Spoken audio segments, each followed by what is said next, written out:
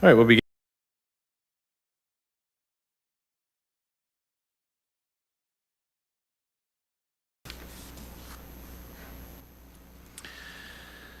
All right, good evening and welcome to the regular meeting of council for Monday, February 28th, 2022. And for all the people who have offered good wishes for this day for me, I just want to say a heartfelt thank you. It is a privilege to be in this position, but also turning the big 5-0, being with council tonight. I never thought when I was a kid I'd be turning 50 at a council meeting, I tell you that. But it is an honor to be here, so I just want to say thank you for everyone's good wishes. We're going to start with O Canada, and then we're going to look to Deputy Mayor Porter for the reading of the land acknowledgement, and then I have a fairly brief mayor's report to follow. So we'll start with O Canada.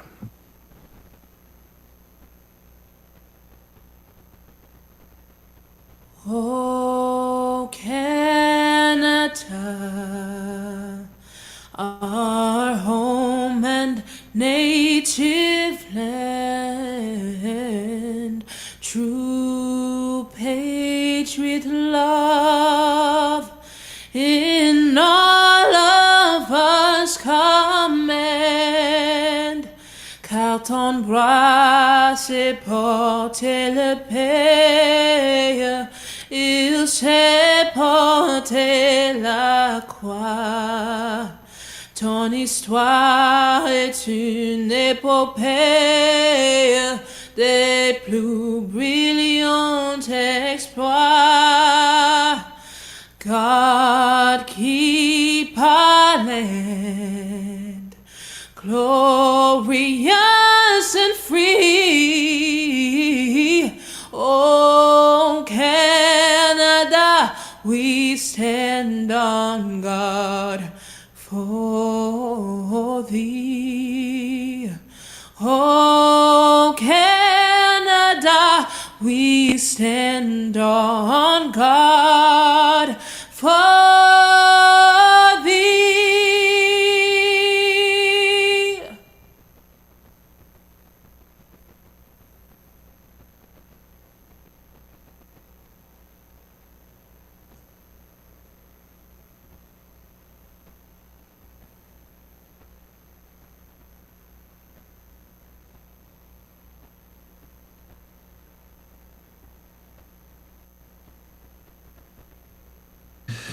And thank you as well for that moment of reflection. I think there's so much going on in the world today that opportunity to pause and hope for peace is something that I think a lot of us are reflecting on. So I'll turn it over to Deputy Mayor Porter. Thank you, Mr. Mayor. I wish to begin this meeting by acknowledging that we are settlers on the land on which we gather. This land has been the traditional territory of the Haudenosaunee and Anishinaabe people for thousands of years, many of whom continue to live and work here today. This territory is covered by the Upper Canada Treaties and is within the land protected by the Dish with One Spoon Wampum Agreement.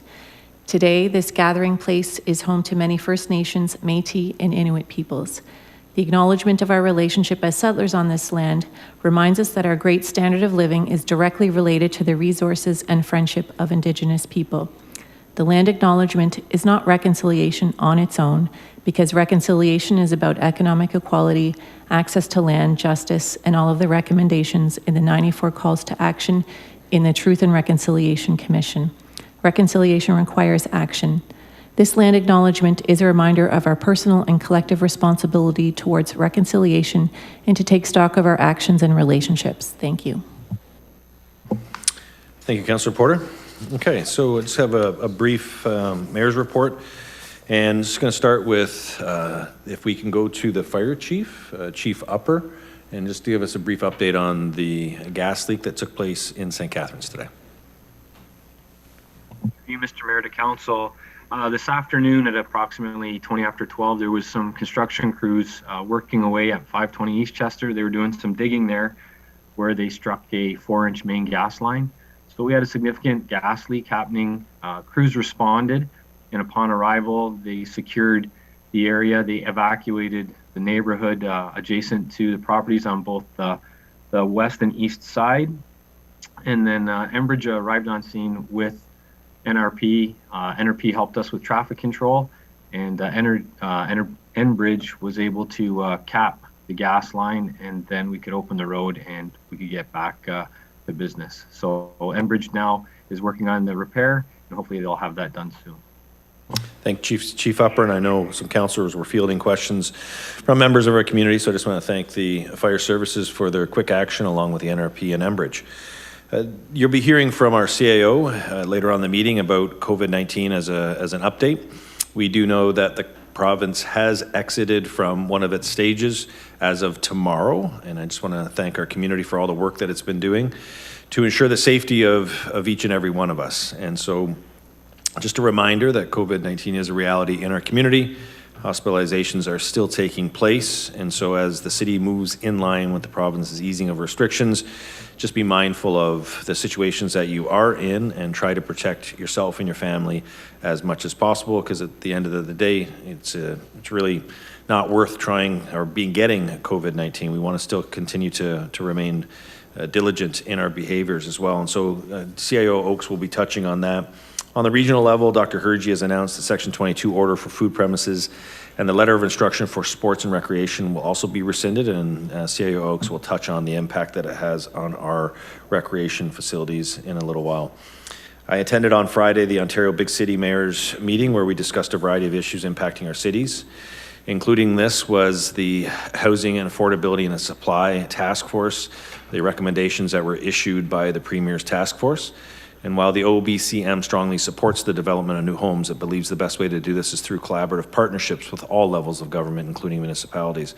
While there is work, while there's support for some of the goals and principles in the recent Housing Affordable Task Force report, there is a lot of concerns. And I think you'll hear from those concerns from our Director of Planning, Director Kitse, as she is preparing the staff report that will be coming, I believe, in the next meeting or so, to review the recommendations and our responses to them.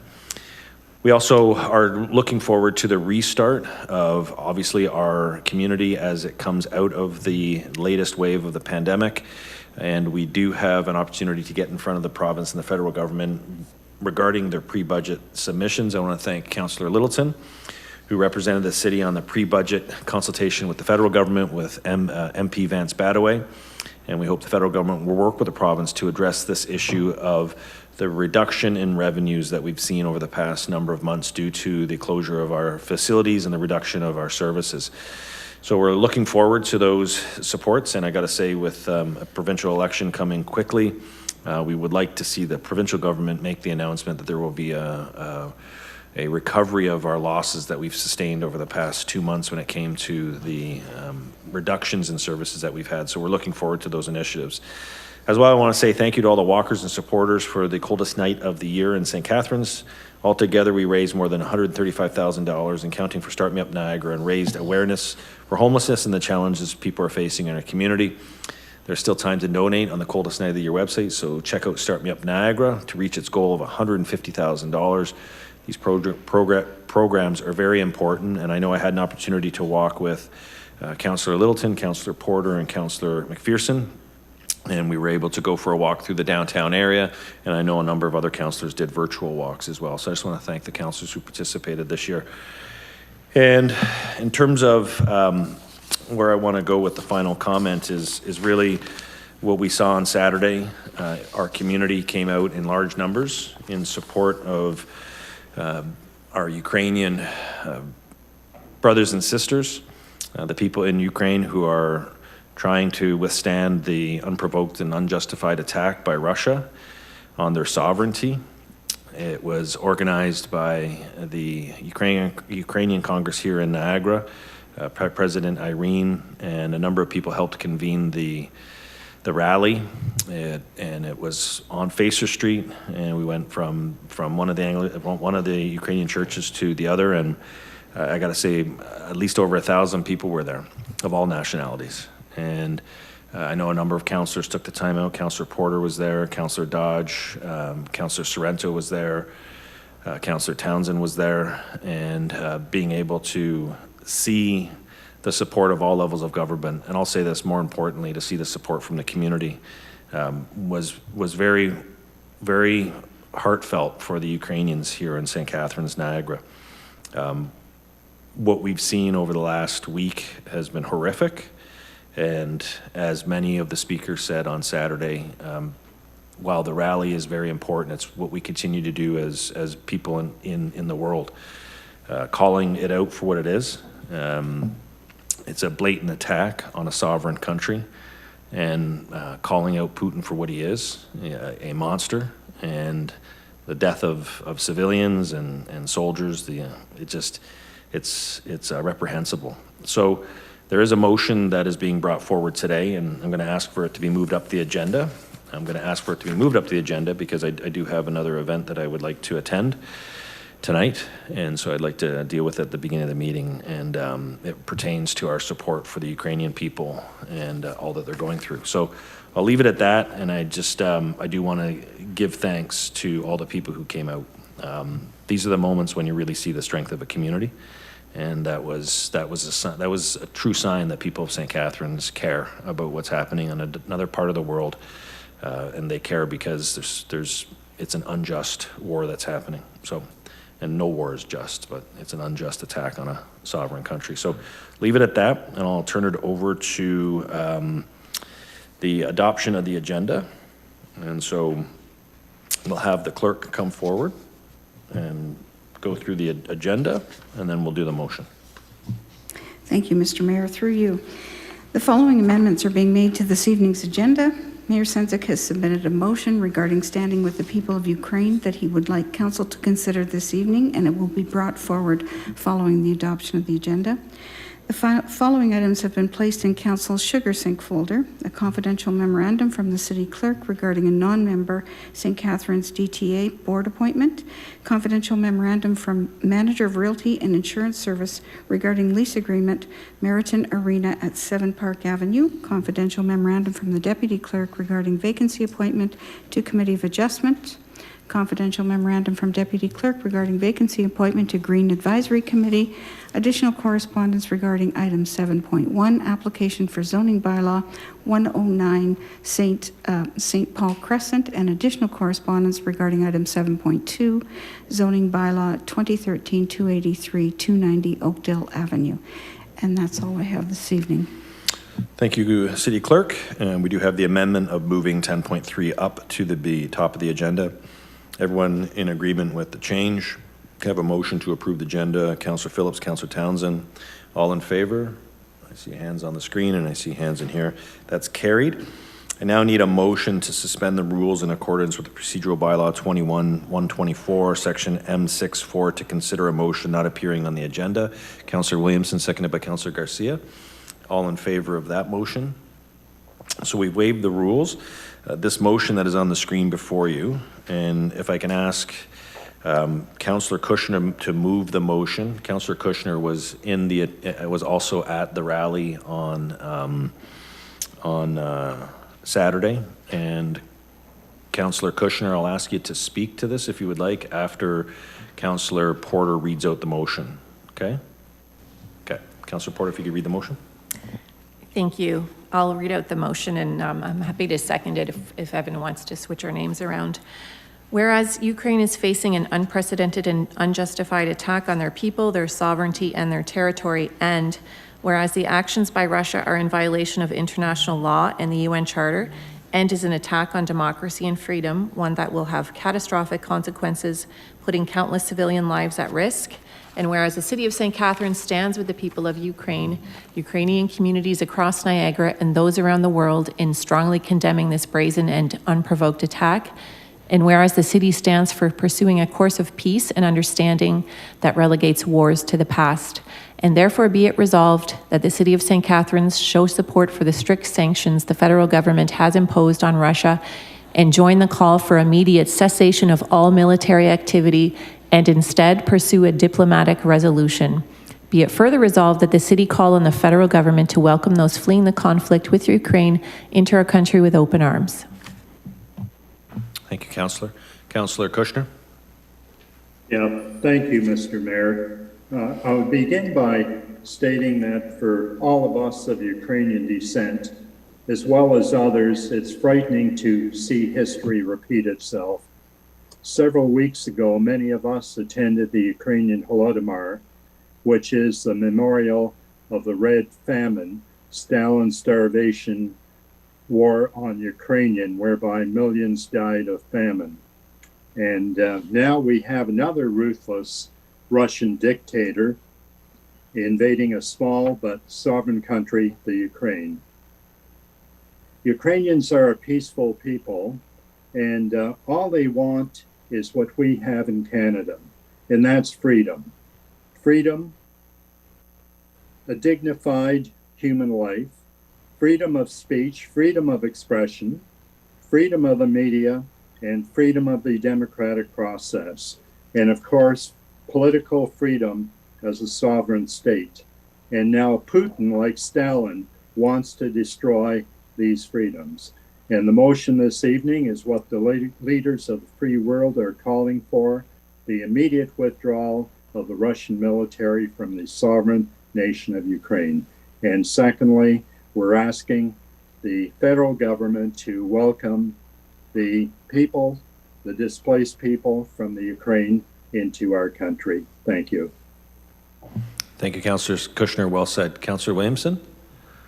Thank you, Mr. Mayor. I just also wanted to point out, I was at the rally on Saturday as well, showing my support and solidarity for my Ukrainian Canadian friends, those of you with Ukrainian backgrounds, and to the people of Ukraine. And I also deplore the actions of Putin for this barbaric, unprovoked attack.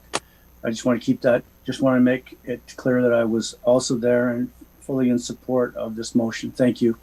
Thank you, Councillor Williamson. Appreciate that, and appreciate the clarification as well. Councillor Sorrento? Thank you, Mr. Mayor. I'll just say this. Over the weekend, I know that the province of Ontario, Premier Ford, offered enhanced access to the province for Ukrainian refugees, and I believe that there are approximately 20,000 jobs that are going to be made available. So we stand together, Mr. Mayor. We stand with the city and our Ukrainian brothers and sisters in every country in the world that respects democracy and freedom. Thank you, Mr. Mayor. Thank you, Councillor. Councillor Miller? Thank you, and thanks for those who brought this motion forward. I think it's important. I think it's important to the Ukrainian Canadians in this community and probably the Ukrainians overseas as well to see the amount of support they're getting from around the world. And I hope when we pass this tonight, we will consider taking similar actions around illegal occupations that are taking place throughout the world in places like East Jerusalem and Western Sahara, places like Crimea and Georgia where Russia's involved, and places like Yemen where Canada's complicit in it as well. I think this shows leadership, and if we're going to step up and do this, we should keep playing this role in this community for sure. And I think that would mean something to just like Ukrainian Canadians living here, Palestinian Canadians who live here, Crimea or Ossetian and Georgian and Crimean Canadians, Yemeni Canadians, and to step up and do our part, particularly when it comes to Yemen, which is going through a refugee crisis right now as well. So thank you. Thank you, Councillor Miller. Councillor Townsend? Thank you, Mr. Mayor, and I'll just keep this brief. I fully support this motion. I was very happy to see this motion come forward at the Ontario Mayor's Big City Committee. I think it's important that we do show our solidarity with the people. You see the heartache and the hurt that's happening right now over in Ukraine, and I'll just say that my Papa would be proud to see us supporting this, so full support. Thank you. Thank you, Councillor. Okay, so I will now turn it to the clerk to call a question. Mr. Mayor? Oh, sorry, Councillor Garcia. Sorry, I had my hand up. I just wanted to say that unfortunately I was unable to attend on Saturday, but I always attend all events in support of Ukraine and Canadian Ukrainians, and I phoned Irene Newton personally directly to explain that I couldn't be there, but I fully support the motion, and thank you for bringing it up. Thank you, Councillor. Okay, turn to the clerk and call a question. Through you, Mr. Mayor. Councillor Kushner. Yes. Councillor Harris. Yes. Councillor Dodge. Yes. Councillor Garcia. Yes. Councillor Littleton. Yes. Councillor McPherson. Yes. Councillor Miller. Yes. Councillor Phillips. Yes. Councillor Porter. Yes. Councillor Sorrento. Yes. Councillor Townsend. Yes. Councillor Williamson. Yes. Mayor Sendzik. Yes. Carried unanimously. Okay, thank you. And so now the deputy mayor will come forward, and it's Councillor Porter, and she will take you through the adoption of the minutes and the remainder of the meeting. For those watching at home, I'm going to watch my son play hockey on my birthday. Thank you very much. Take care.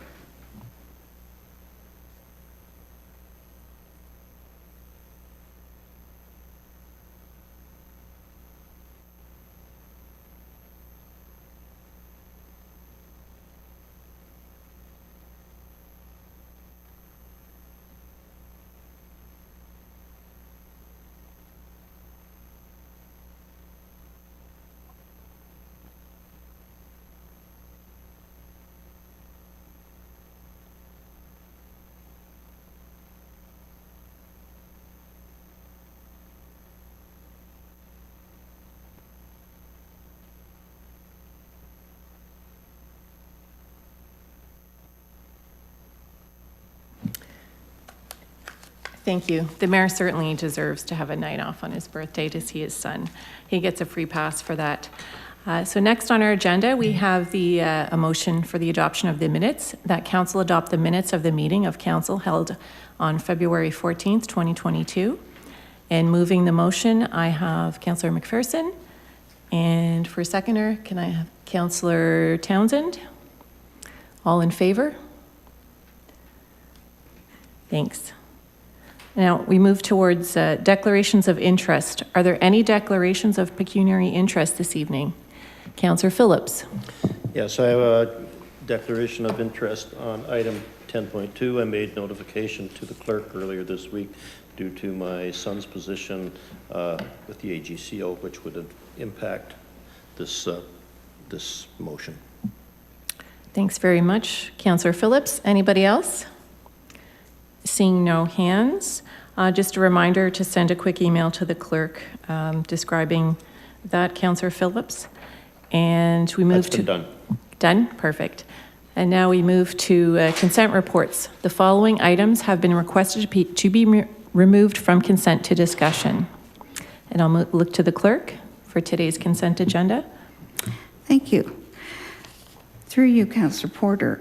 Tonight's consent agenda, 6.1, Planning and Building Services designation of 9 Main Street, Lakeside Park Carousel under Part 4 of the Ontario Heritage Act. 6.2, Planning and Building Services update to the St. Catharines Register for non-designated cultural heritage properties. 6.3, Planning and Building Services, Region of Niagara Municipal Comprehensive Review and preparation of draft new Region of Niagara official plan. 6.5, Engineering Facilities and Environmental Services P20-068 Grantham Rail Trail Design Build Trail Improvements Project Capital Budget Reallocation.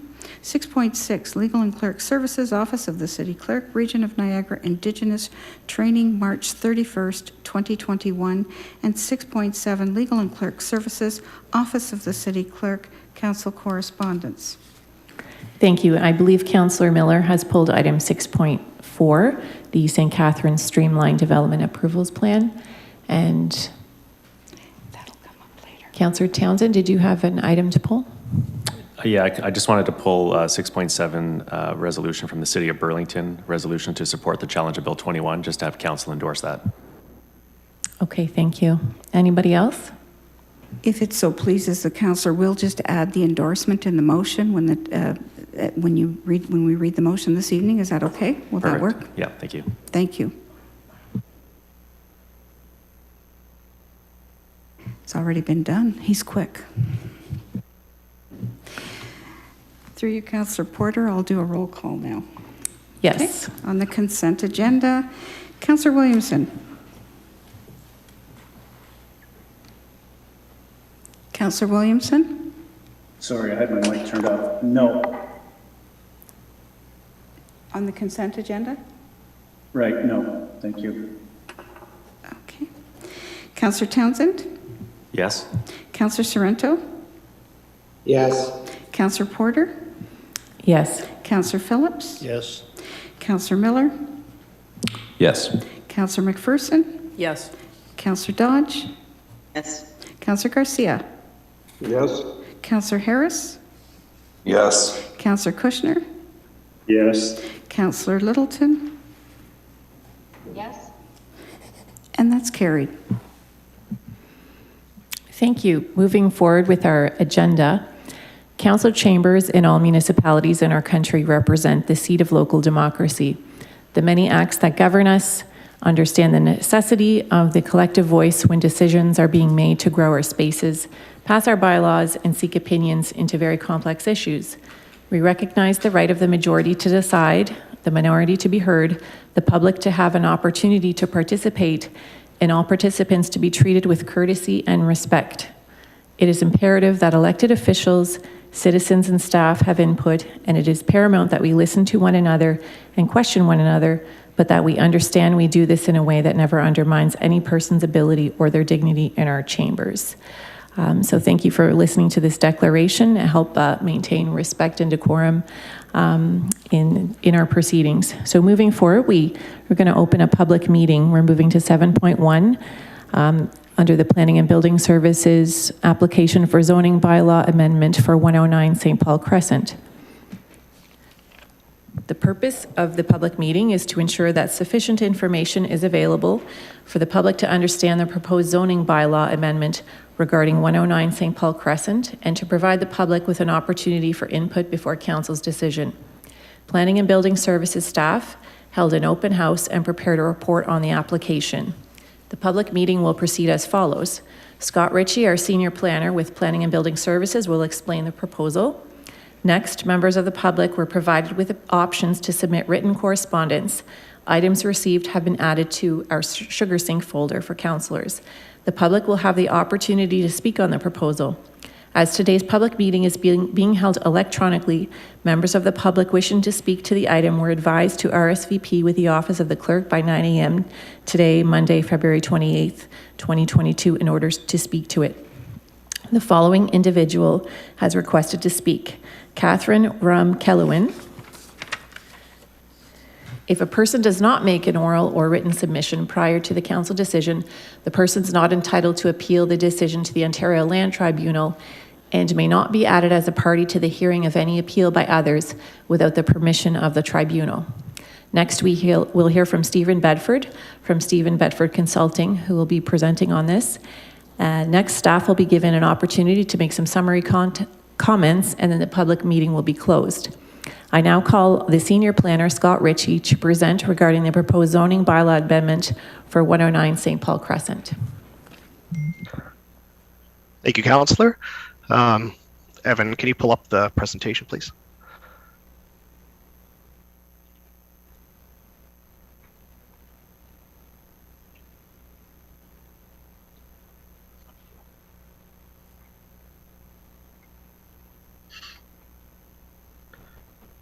Great, thank you.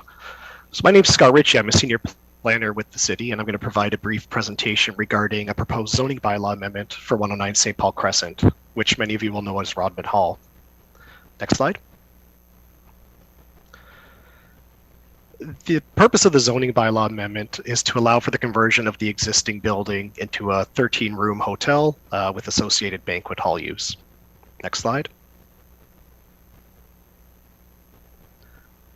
So it's a pretty large property. The property is nearly 3 hectares in size, but most of it consists of valley slope that contains a network of walking paths, along with botanical gardens and specimen tree plantings. The building and parking area are located on a, oh, sorry, back to the last slide, please. Thanks. The building and parking area are elevated on tablelands with access to the facility from Rodman Hall Drive and significant frontage along St. Paul Crescent. I should note that the property was designated as a significant cultural heritage resource under Part 4 of the Ontario Heritage Act by Council in 2018. So the building does have heritage protections. Slide. This is a site plan that shows the existing building and parking layout on the property. The 3-story former residence, so the Merit House, will be converted into 13 hotel rooms, and the existing 1-story additions that were constructed in the 1960s and 70s, located to the side and rear of the original house, which most recently housed an art gallery, will be used as the event space for banquets and receptions. No additions to the building are proposed. Next slide. In terms of surrounding uses, as I mentioned, the site backs on to the 12 Mile Creek Valley to the east. There's residential streets located to the north and south, being Rodman Hall Drive and Newton Street respectively. And then across the street to the west is the rear of several units that front onto Hayner Street. Slide. So the next few slides, I'm just going to summarize some of the findings and recommendations of the staff report. Staff did review the application against the provincial land use plans and policies, being the provincial policy statement and the growth plan, and found that the applications are consistent with provincial policy. The documents promote reinvestment within existing built-up areas and promote the conservation of significant heritage resources. Slide. Similarly, staff have also reviewed the application against the regional land use policy found in the regional official plan. And again, in a similar way, the applications are in keeping with regional policy. Slide. The city's official plan identifies a split land use designation on the site, with the area identified in yellow being neighborhood residential and the area in green being natural area. In this case, corresponds to the valley slopes around the side and back of Rodman Hall. Slide. The more recent and detailed Go Transit Station Area Secondary Plan carries forward that same split land use designation of natural area and neighborhood residential.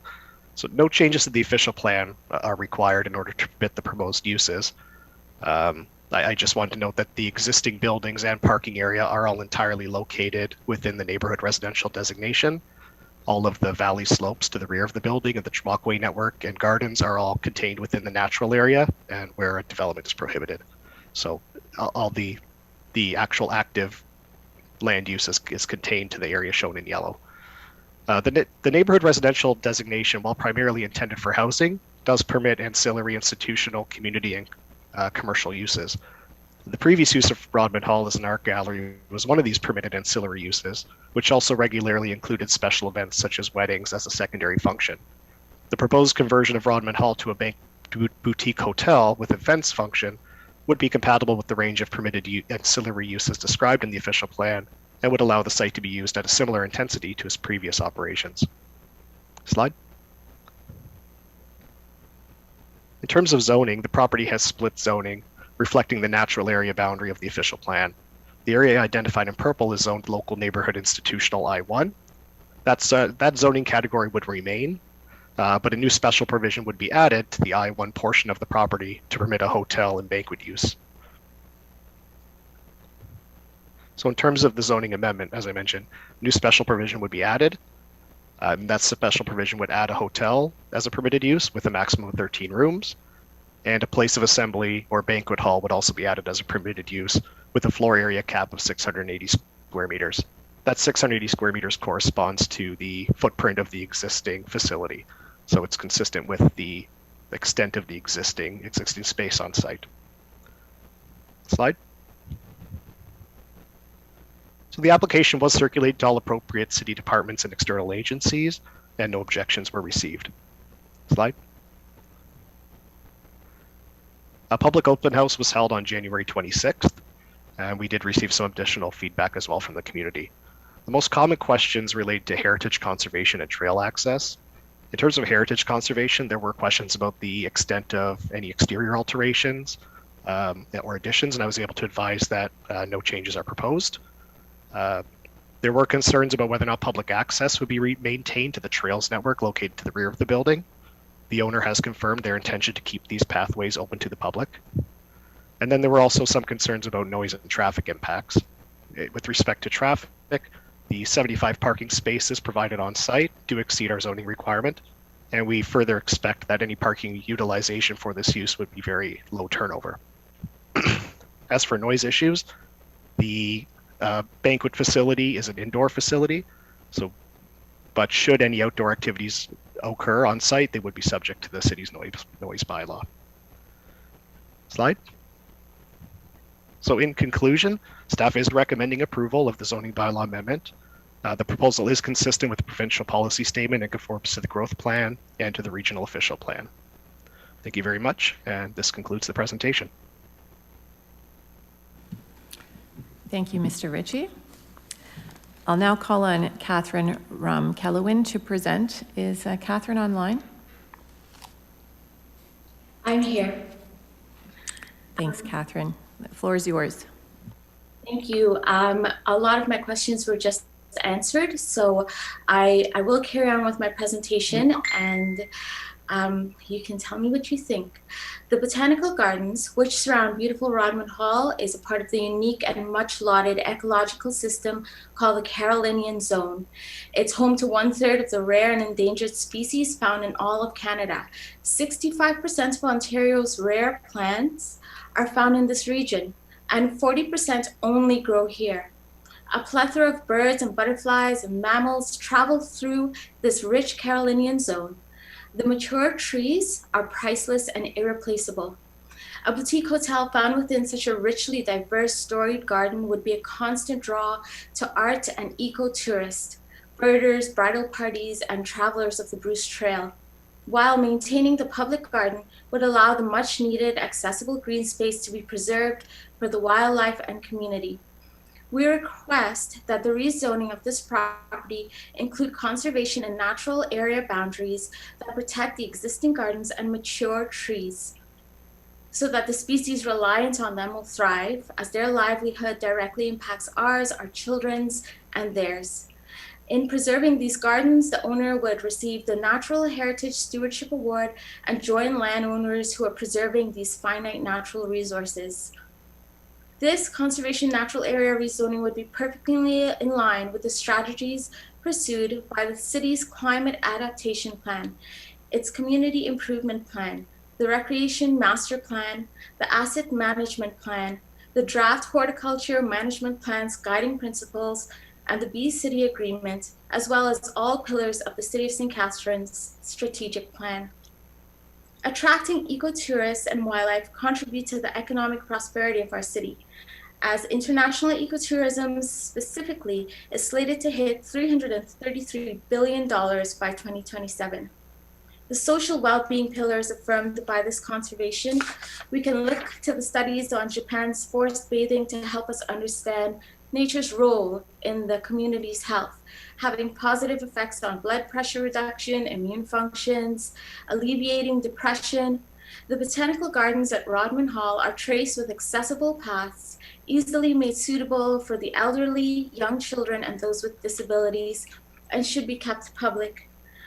Environmental stewardship means protecting the limited and precious Carolinian zone pockets and the mature trees in and around our city, their health affecting all species, and creating a buffer of temperature modulating greenery that can be only achieved by mature trees. The trees around Rodman Hall have decades, even centuries, to achieve the girth and maturity that promote these benefits. They cannot be replaced. As stewards of our city, we must protect every single tree left, every single pocket of greenery that remains. In the Garden City, during the Year of the Garden, here's a perfect opportunity to preserve the past and shape the future. This garden and its paths, a sanctuary hosting migrating wildlife, is a gem in our city's crown. That is the end of my presentation. It is concerning the mature trees and the conservation areas which were just named. Thank you very much, Ms. Kellewin. I see a councillor has his hand up for questions. Councillor Garcia.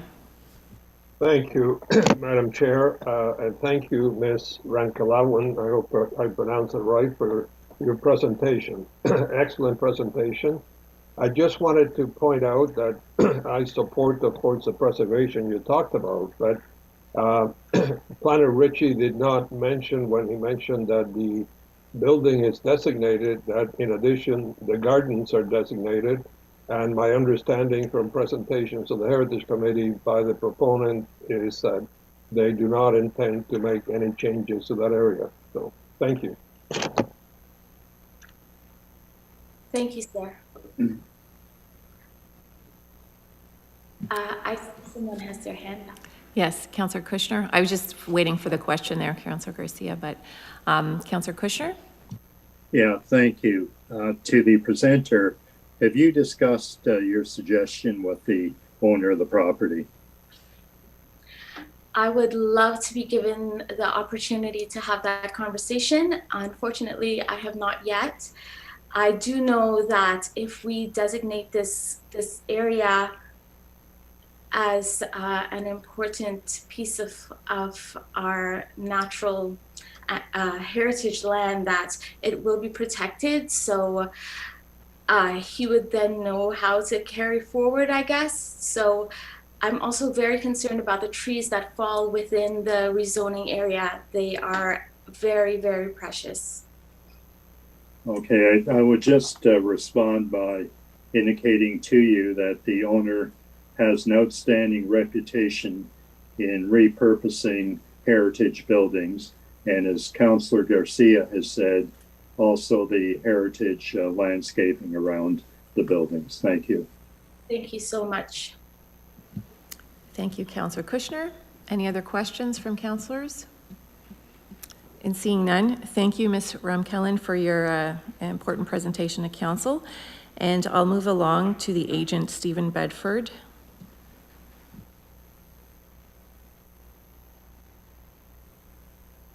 Good evening, and thank you, Councillor Porter. My name is Stephen Bedford. I'm the principal planner for Landex Developments, and I'm the planner on this file. Tonight I have with me Mr. Donatelli, the owner of the property, Mr. Lou Marcantonio, the architect that is looking after the restoration of Rodman Hall and the renovation of the art gallery. And we also have with me Mr. Patrick Little, who is the solicitor for Mr. Donatelli. And we have reviewed Scott's presentation and have really nothing further to offer. We believe he has covered all the information that we have presented and are comfortable with the staff recommendation. With respect to the presentation that was just made, we are in fully support of the comments and feedback that this lady has provided. As you are aware, the botanical gardens are designated as part of the heritage property. They're also designated within the regional official plan. They're controlled by the Niagara Peninsula Conservation Authority and the city's official plan. And it is our full intention to maintain the botanical gardens as they are, and through time to improve them as we can. As you're aware, they were not maintained as well as they could be under the previous ownership, but as a private landowner and one responsible for a boutique hotel and assembly function, we're very interested in improving the botanical gardens and maintaining them as they are proposed. We have nothing further to add, and if council does have any questions, we'll be happy to respond to those. Thank you, Mr. Bedford. I see that Councillor Williamson has his hand raised. Councillor Williamson? Thank you, Acting or Deputy Mayor, excuse me, through you to Mr. Bedford and company. That's wonderful to hear in terms of preservation of the botanical gardens and the green spaces around there. And the planner did mention about maintaining it open to the public, but I just wonder what your plans are in terms of some kind of delineation or between the private realm of the hotel and the public realm. Is there going to be some kind of a fence, or what is your plan in that regard? Thank you. Through you, Madam Chair. The plans at the moment are to leave the landscape and the table area basically as they are. We're not proposing to introduce any fencing, and the pathways will be maintained as they presently exist.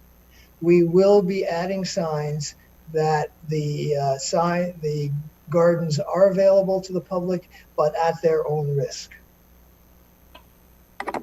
Okay, so there won't be necessary separation between the private space and the public space? That's correct. Okay, very good. Thank you very much. Sorry. It is all private space. However, we are permitting the public into the private space at their own risk. Thank you very much. Appreciate it. Thank you. Councillor Townsend? Thank you, Deputy Mayor Porter. My question is to the presenters. It's in regards to the botanical gardens and the path access. My question is, as of right now, the plan is to keep it open for the private. Is there any plans in the future to charge the public access to be on the site to visit and walk around? Through you, Madam Chair, there are no plans to charge for entrance to the botanical gardens. Thank you, and thank you for bringing this vision forward. Thank you. Do any other councillors have questions? Councillor Littleton. Thank you, Madam Chair. Through you to the presenters, I just had a quick question. I'm not sure if this was addressed. Obviously, there were some pieces of public art that are being moved from the premises.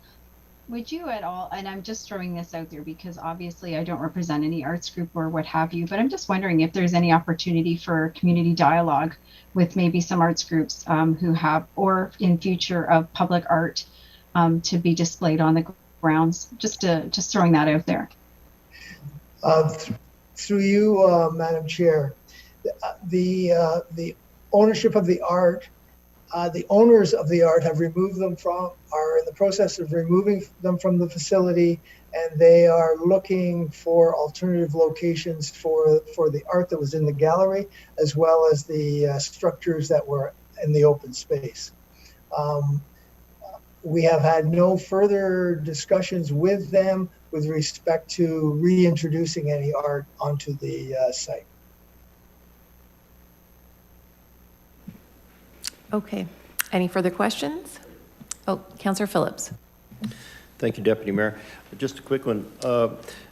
When do you expect the project to be completed? Through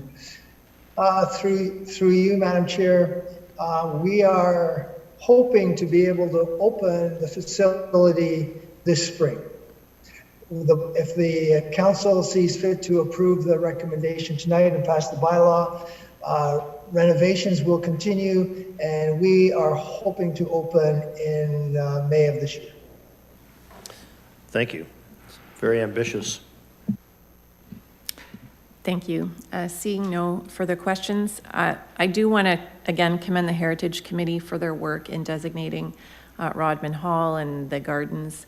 It's very important, and I think it's a best case scenario that we have somebody with a track record of good heritage restoration taking over the property. The first time I met Mr. Donatelli is when I was on the board of the Niagara Artist Center, and he let us have a big party in La Lipster Mill when it was under construction. And we had a wonderful fundraising dinner and sold some art and raised some money for our organization. So thank you, Mr. Donatelli, for your work. This public meeting is now, actually, I'm going to ask staff if they have any summary comments before I close the meeting. Mr. Ritchie? Thank you, Madam Chair. The only thing I did want to confirm, as we heard from the presenter, some comments regarding the preservation of the natural areas. I just did want to confirm again, as was mentioned, that those areas are currently protected in both our official plan and zoning bylaw as natural area. Just to clarify. Thank you, Mr. Ritchie. So this public meeting will now be closed. I get to bang the gavel for the first time. I thought I had to use my fist, but the gavel's here. Thank you. So we have a motion to close a public meeting respecting zoning bylaw amendment for 109 St. Paul Crescent. Can I get a mover for that? Councillor Townsend, seconded by Councillor Garcia. All in favor, show of hands. Thank you. And can I get a councillor to move the recommendation in the report? I'm going to... Councillor Kushner and I move it since it's in our ward. Okay. So is it okay to have Councillor Kushner move it and Councillor Harris, if you'd like to second that? Sure. Thank you. And the recommendation from staff is that council approve an amendment to the City of St. Catharines zoning bylaw 213-283 for the lands described in Appendix 1 and forming part of 109 St. Paul Crescent as follows. that section 13.1, list of special provisions, be amended by adding special provision 167 as outlined in Appendix 2, that section 15.1, Schedule A, zoning maps A20, be amended by rezoning the portion of lands municipally known as 109 St. Paul Crescent that are currently zoned local neighborhood institutional 122 to local neighborhood institutional 122-167, and that the mayor and city clerk be authorized to execute the necessary bylaw to give effect to council's decisions, and that the notice of decision required by the Planning Act, RSO 1990, page 13, as amended, be processed by staff, and that upon expiration of the appeal period, staff be directed to forward any appeals to the Ontario Land Tribunal for consideration, and further that the clerk be directed to make all necessary notifications. I'm going to look to the clerk to call the recorded vote. Point of order, Deputy Mayor. Yes. My hand is up. I wanted to speak to the motion before we vote on it. Oh, sure, Councillor. Sorry about that, Councillor Sorrento. Thank you. That's okay. Thank you, Deputy Mayor Porter, and through you, Deputy Mayor, to our staff, either Director Kate or Senior Planner Ritchie. Should it be the will of council tonight to pass this staff recommendation, will it expedite any outstanding permits, whether it's from fire services or any other of our departments?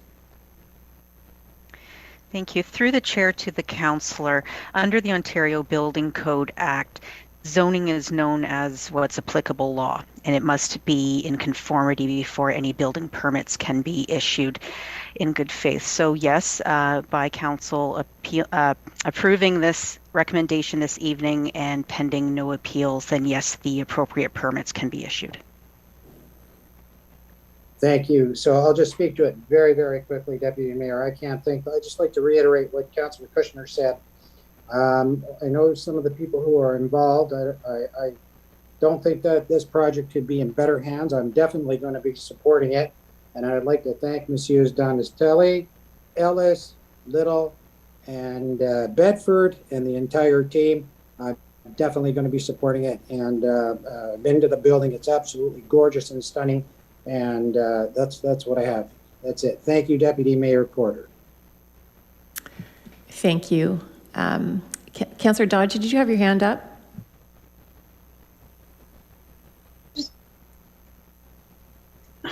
Yes, I did, but I took it down. It's been answered. Thank you very much. Thank you. And Councillor Kushner? Thank you, Madam Chair. Whenever we have a heritage building, there's always the risk of the building being demolished. And usually it's because of, or many times it's because of neglect. And when you have a repurposing of a heritage building, that augurs very well for the preservation of the building.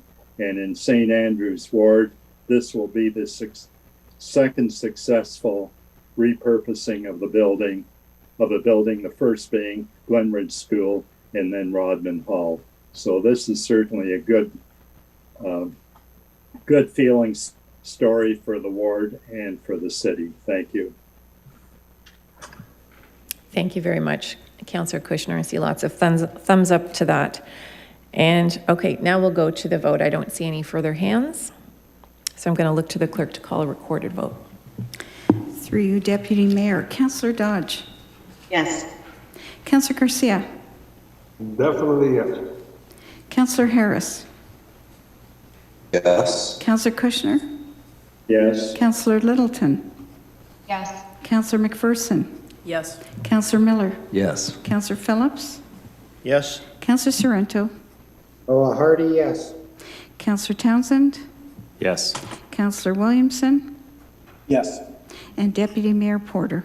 Yes. And that's carried.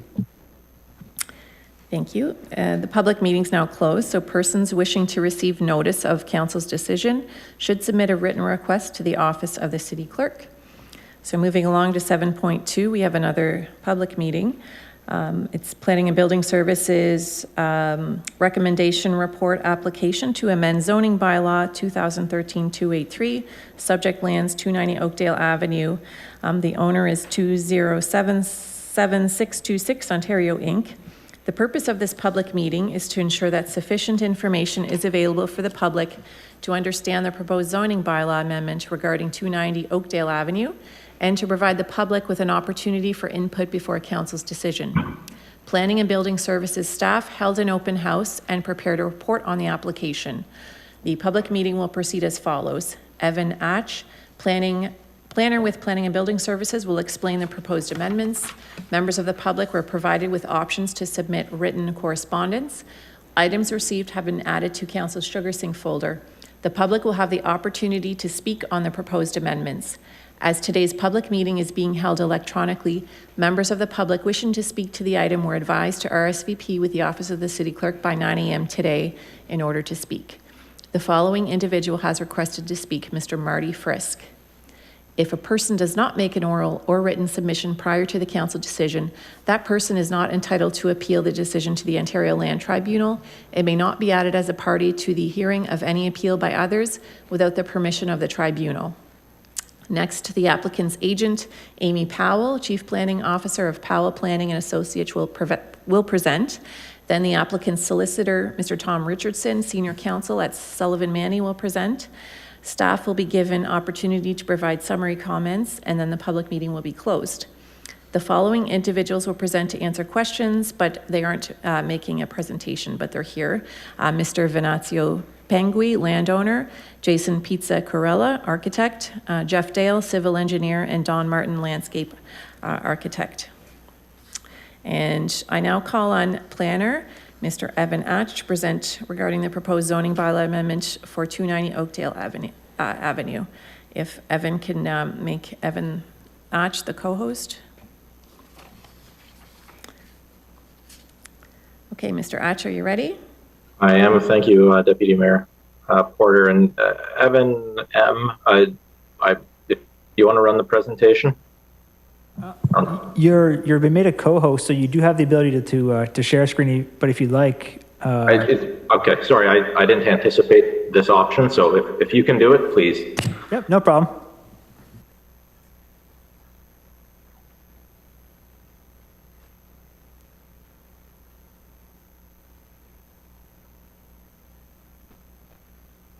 All right, thank you very much, Evan.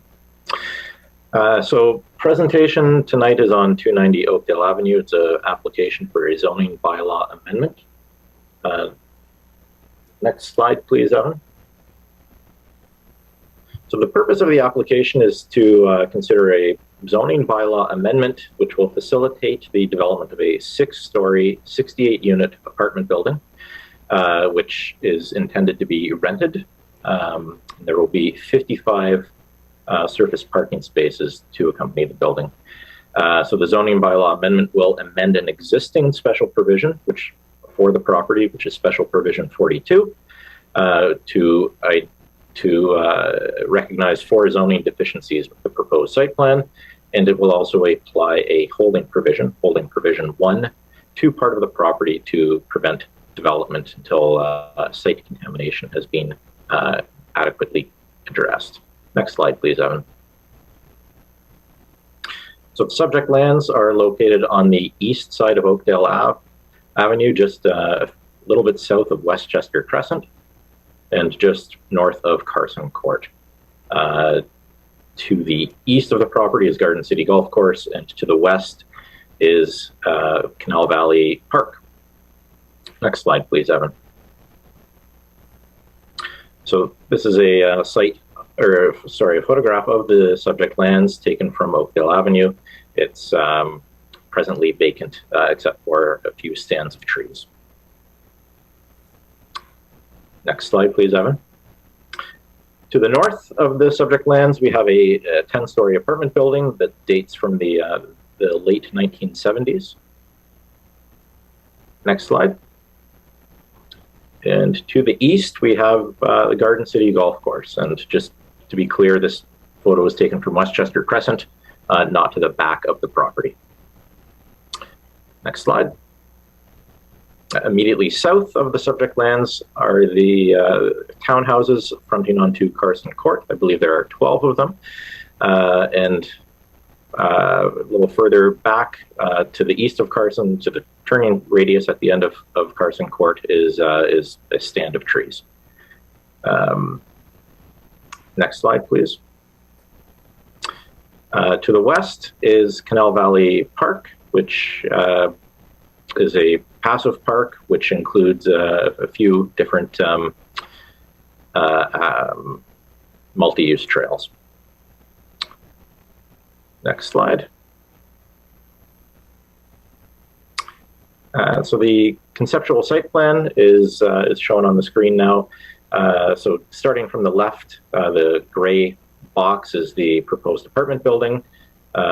Moving to the right is the surface area parking with 55 parking spaces, and then off the far right is the part of the property that will be with the holding provision applied to it, which will remain in its present natural state. So as previously stated, it's a 6-story building, about 18.5 meters in height. There are 68 residential units. 35%, or about 51% of, or sorry, 35 built units, about 51% of the total units are targeted to older adults at a affordable rate of 20% below market rent, and 55 surface level parking spaces, 57 bicycle parking spaces round out the site. Next slide, please. So proposed elevations are now shown on the left-hand side is the south side elevations, which would be the side of the building viewed from Carson Court. On the left is the west side, which is the front elevation. North side elevations on the left, and now the east or the rear elevations on the right. Next slide, please, Evan. So the proposal was reviewed against relevant provincial policies, and this included the provincial policy statement and the growth plan. So in this context, the site is located within a settlement area and in a built-up area. It was found to meet relevant policies of the provincial policy statement and growth plan, and staff have found that the proposal is in keeping with provincial policy. Next slide, please. Part of the review, staff also evaluated the proposal against the regional official plan and found that the proposal does meet intensification of underutilized lands and contributes to regional housing targets, and the proposal is in general in keeping with regional policy. Next slide. So presently, the site is designated as neighborhood residential on Schedule D1 of the city's official plan. Neighborhood residential permits a wide variety of residential dwelling types, including apartment buildings, and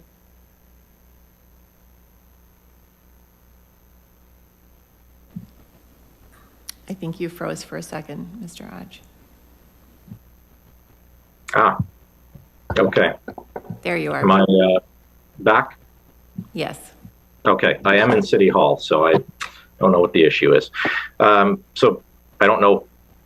I'll just start again. So in Schedule D1 of the city's official plan, the site is designated neighborhood residential, which permits a variety of residential dwelling types, including apartment buildings, and the proposal is deemed to comply.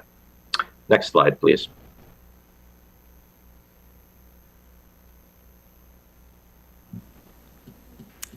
Evan, I'm gonna maybe ask you to turn your camera off. That might help, like, while we have the PowerPoint up.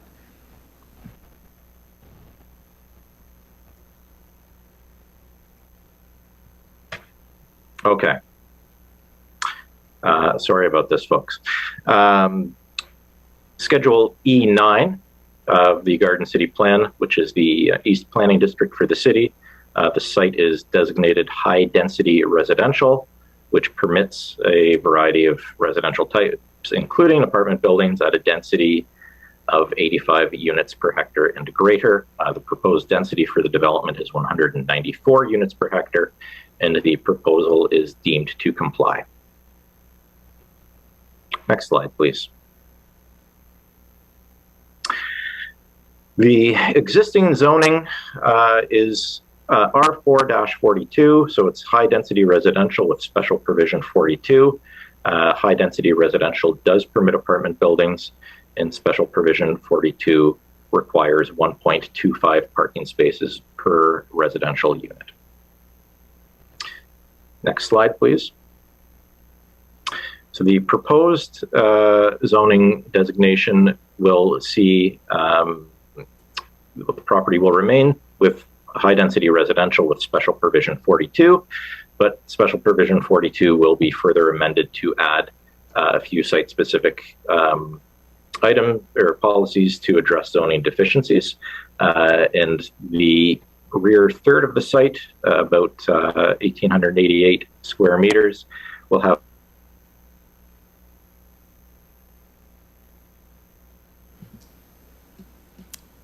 We lost you again, Mr. Adj.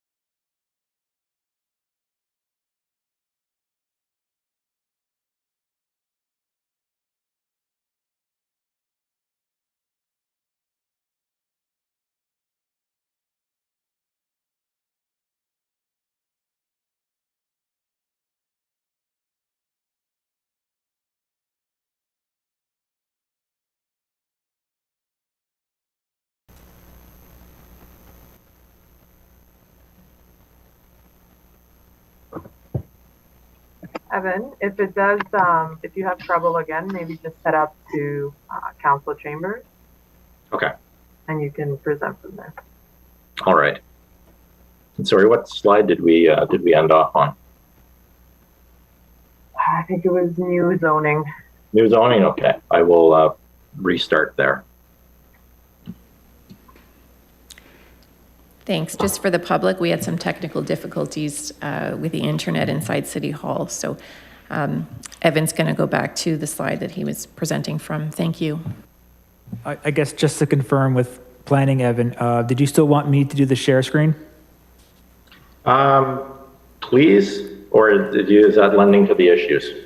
No, that shouldn't be contributing at all. So I'll bring it back up on, it was slide 17, which was the proposed zoning designation. That was the last slide. I will restart at that slide.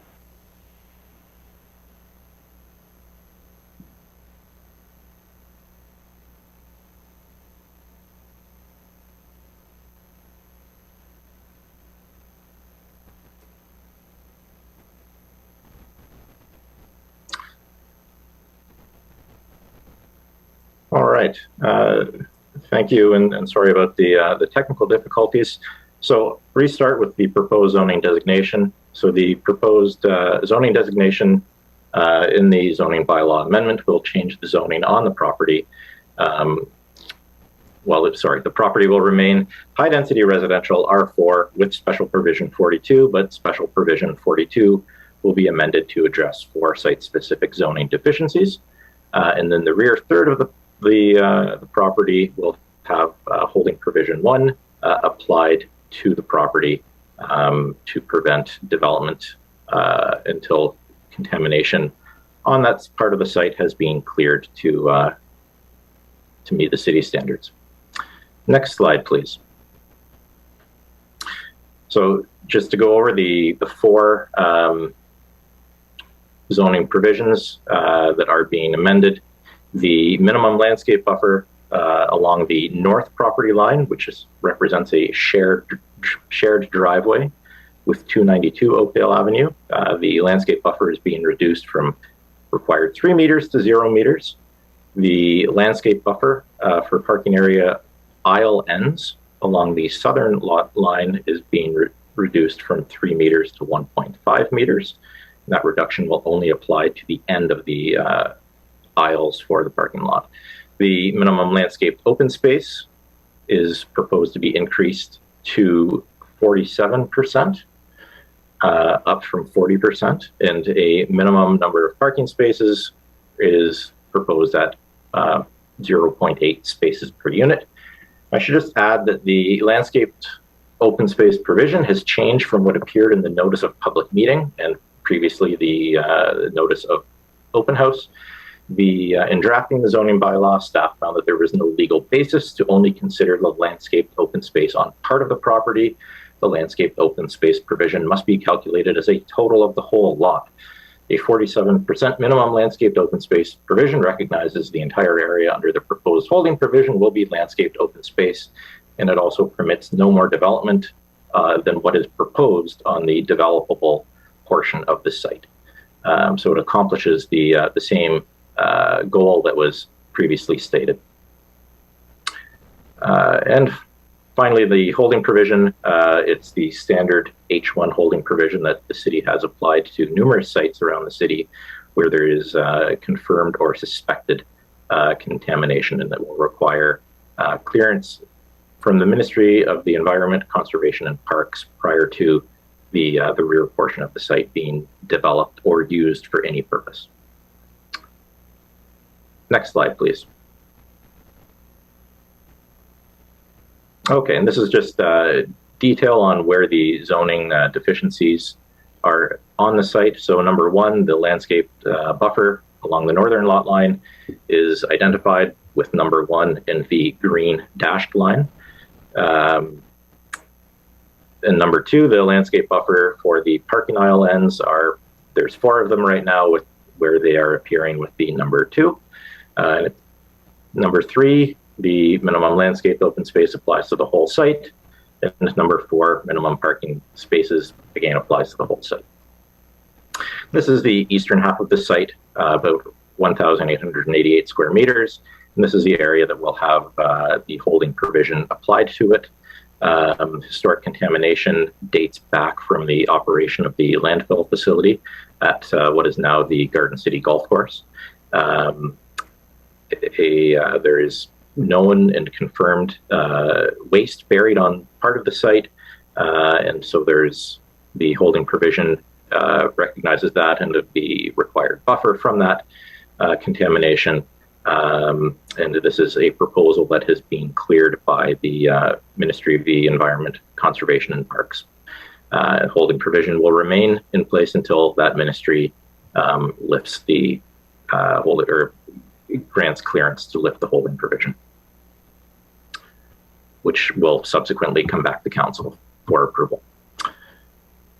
So part 4, important to note, will be fenced off. No access will be permitted.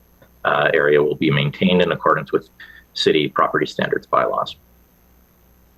Next slide, please. So neighborhood context and I guess more importantly, transportation context. So the site is shown with the red outline. some of the major parks in the area, and then some of the smaller parks, including Princess Park and Barley Drive Park, are noted. So the site's also, previously mentioned, adjacent to Garden City Golf Course, across the street from Canal Valley Park, and just a little bit down the road from Richard Pierpoint Park. Not shown on this map are bike lanes along Queenston Street and Oakdale Avenue. In Oakdale Avenue, specifically south of Westchester Crescent, the city's transportation master plan also calls for buffered bike lanes along Westchester Crescent. And staff recognizes that while cycling is not an activity everyone can pursue or rely on as a means of transportation at all times, bike lanes do form one of several transportation options from the property and surrounding area. Property is also served by 4 bus routes. I get into them, the specifics of these bus routes, a little more detail in my report, but 303/403 Oakdale Ave Penn Center bus route operates 7 days a week, including evening service. It terminates at the downtown bus terminal and the Penn Center. And that is the orangey, yellowy line. Line 417, which is Bunting-Linwell, operates on evenings and weekends. The route terminates at the downtown bus terminal and at intersection in the north end, I believe Parnell and Niagara Street. Transit stops for this route are about 150 meters away from the subject lands. The third route is Route 311, Hartsel Road, operates on weekdays. The route terminates at the downtown bus terminal and near downtown Thorold. Transit stops are about 675 meters away from the subject lands. And finally, Route 318/418, Secord Woods, operates 7 days a week, including evening service. Terminates at the downtown bus terminal and the Penn Center. And again, these stops are about 675 meters away from the subject lands. So it's just important to note that the applicant is seeking a parking reduction, and there are a number of transportation options available to future residents of the building that can replace personal vehicle usage. And then finally, the dashed green line is the Merritt Trail, which provides active transportation connections to different parts of the city. Next slide, please. So public open house was held November 9th. Over 120 public notices were mailed in advance of the open house in compliance with the Planning Act requirements. Written submissions were received from 5 individuals, as well as the Carson Court Neighborhood Association. Next slide. So at the open house, we had, I believe it was 5 folks registered to speak. And one of those individuals spoke on behalf of the Carson Court Neighborhood Association, and concerns and questions that were raised regarded on-site parking, traffic levels on Oakdale Avenue, contamination and remediation, type and functionality of affordable units, construction noise, lack of services and shopping in immediate area, site layout, fencing and landscaping, and loss of views and green space. And staff responses to each of these questions and concerns are addressed in the report. Next slide, please. So the recommendation staff is provided is that council approve the recommendation in the report, and staff find that the proposed zoning bylaw amendment is consistent with provincial policy statement, conforms to and does not conflict with the growth plan, the regional official plan, and the city's official plan. Thank you very much, and I hope I'm still online at this point. You're still here, Mr. Atch. Thank you very much for your presentation and for explaining the bus routes. And I gotta plug the transit app that you can get on your phone if you want to take the bus. It's amazing. I'm going to call Mr. Marty Frisk to present. I'm a member of the community. Mr. Frisk, are you online? Yes, I am. Can you hear me okay?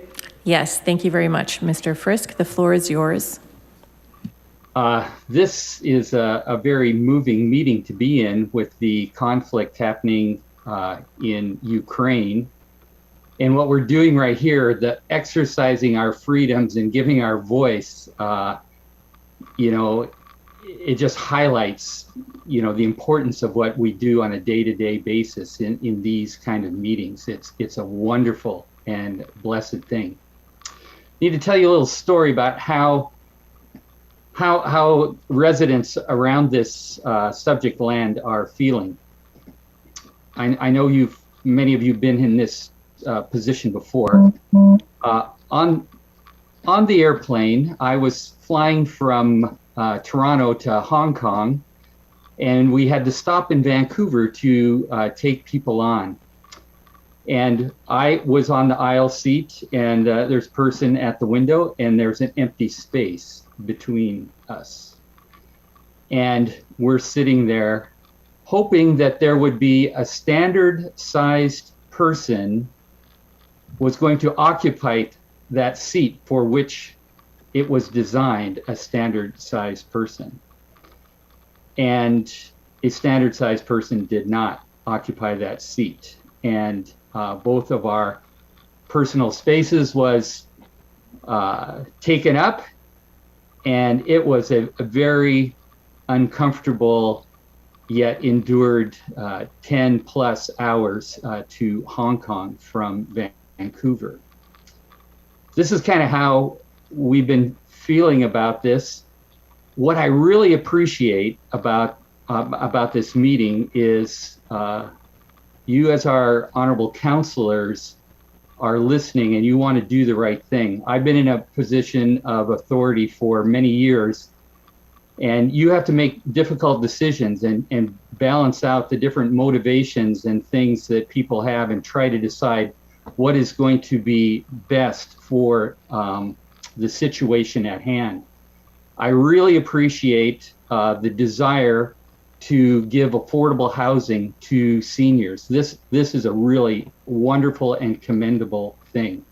And I want to commend those who have this motivation for building next to us.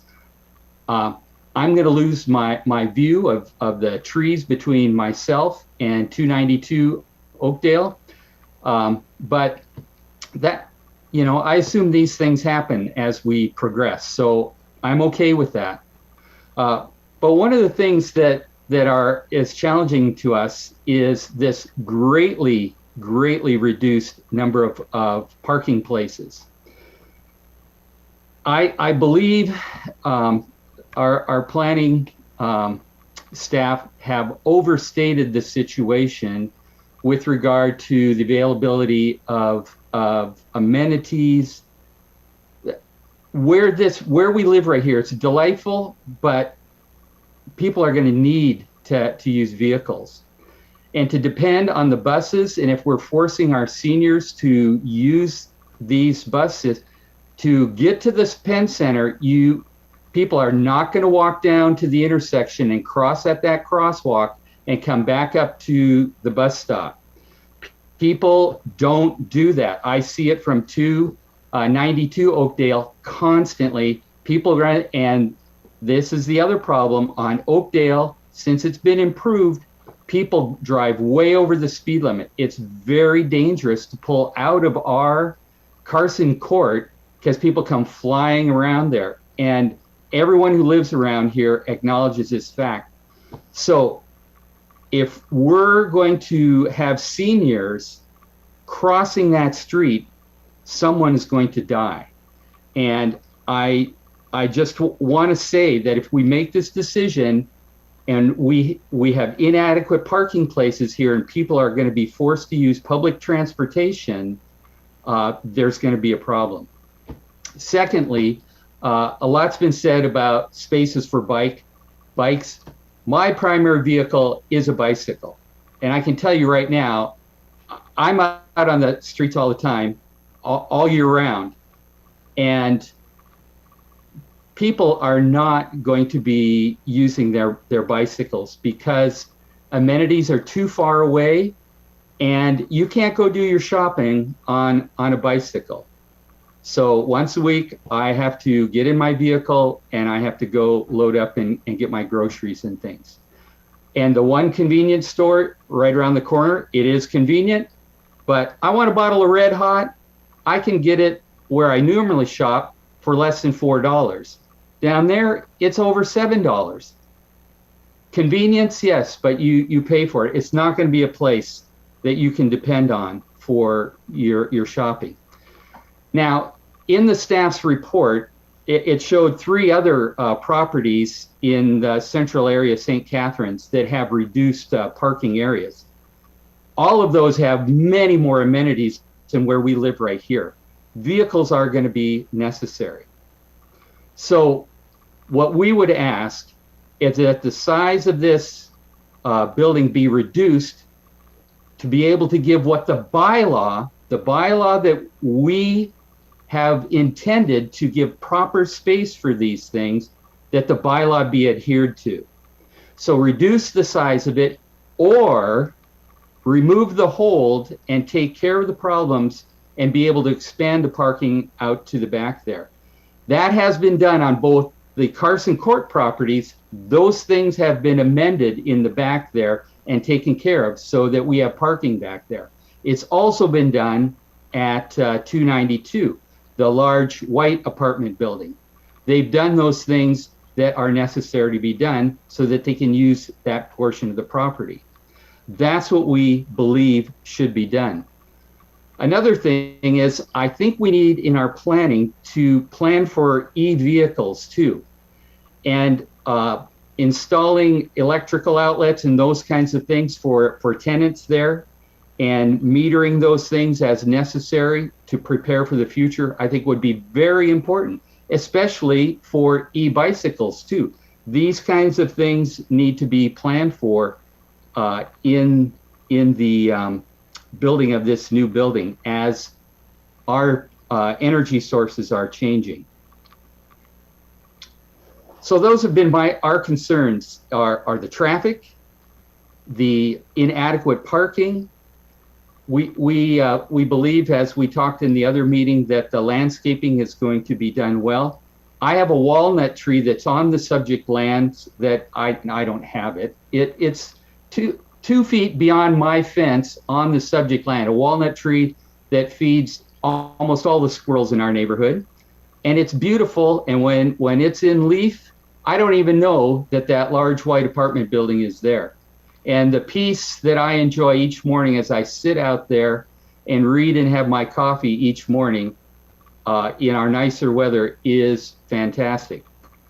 And they've said that they want to try and save that tree, and I'm all in favor of it. So I appreciate what the developers have been doing in trying to be good neighbors for us. We're grateful for that. So I think that is the main things that I want to say. I think that we're setting up a formula for disaster with the inadequate parking that does not conform to the bylaw. I do not believe an exception should be made here to our bylaw in that area. So thank you very much for the opportunity to share and the delight to live in a democracy like this. Thank you very much, Mr. Frisk. Does any councillor have a question for Mr. Frisk? I see Councillor Garcia with his hand up. Councillor Garcia. Thank you, Madam Chair. Through you to Mr. Frisk.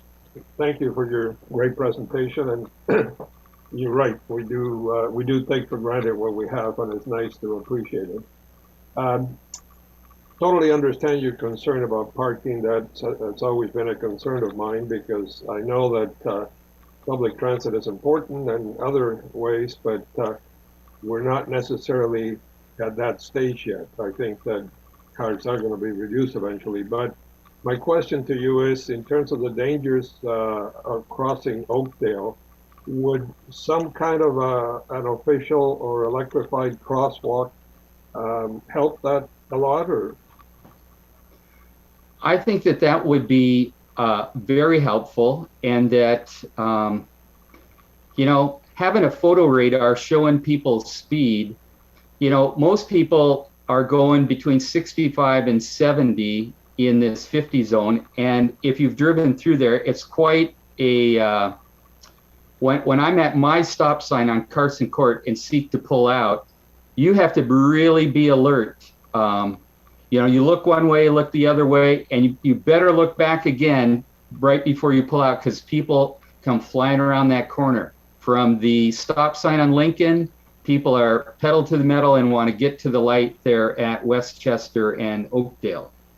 So that, some kind of mediation like that would be very helpful. I mean, I've lived overseas and used public transportation. I mean, I understand that I can do that and all, but getting over there, I just see people all the time from 292 do not go down to the light and cross over and come back up to, they cross right across there. And they're not primarily seniors in 292, but if we're targeting that in this building, it's just going to increase, because it's even a farther walk for them to go down to the light and to come back than it is for the people from 292. So thank you. We're quite concerned about that. One more question, if I may, through you, Madam Chair. You mentioned that two adjacent buildings or developments have actually built parking over that contaminated area, but how recent are either one of those? Anything recent that has built parking over the contaminated area?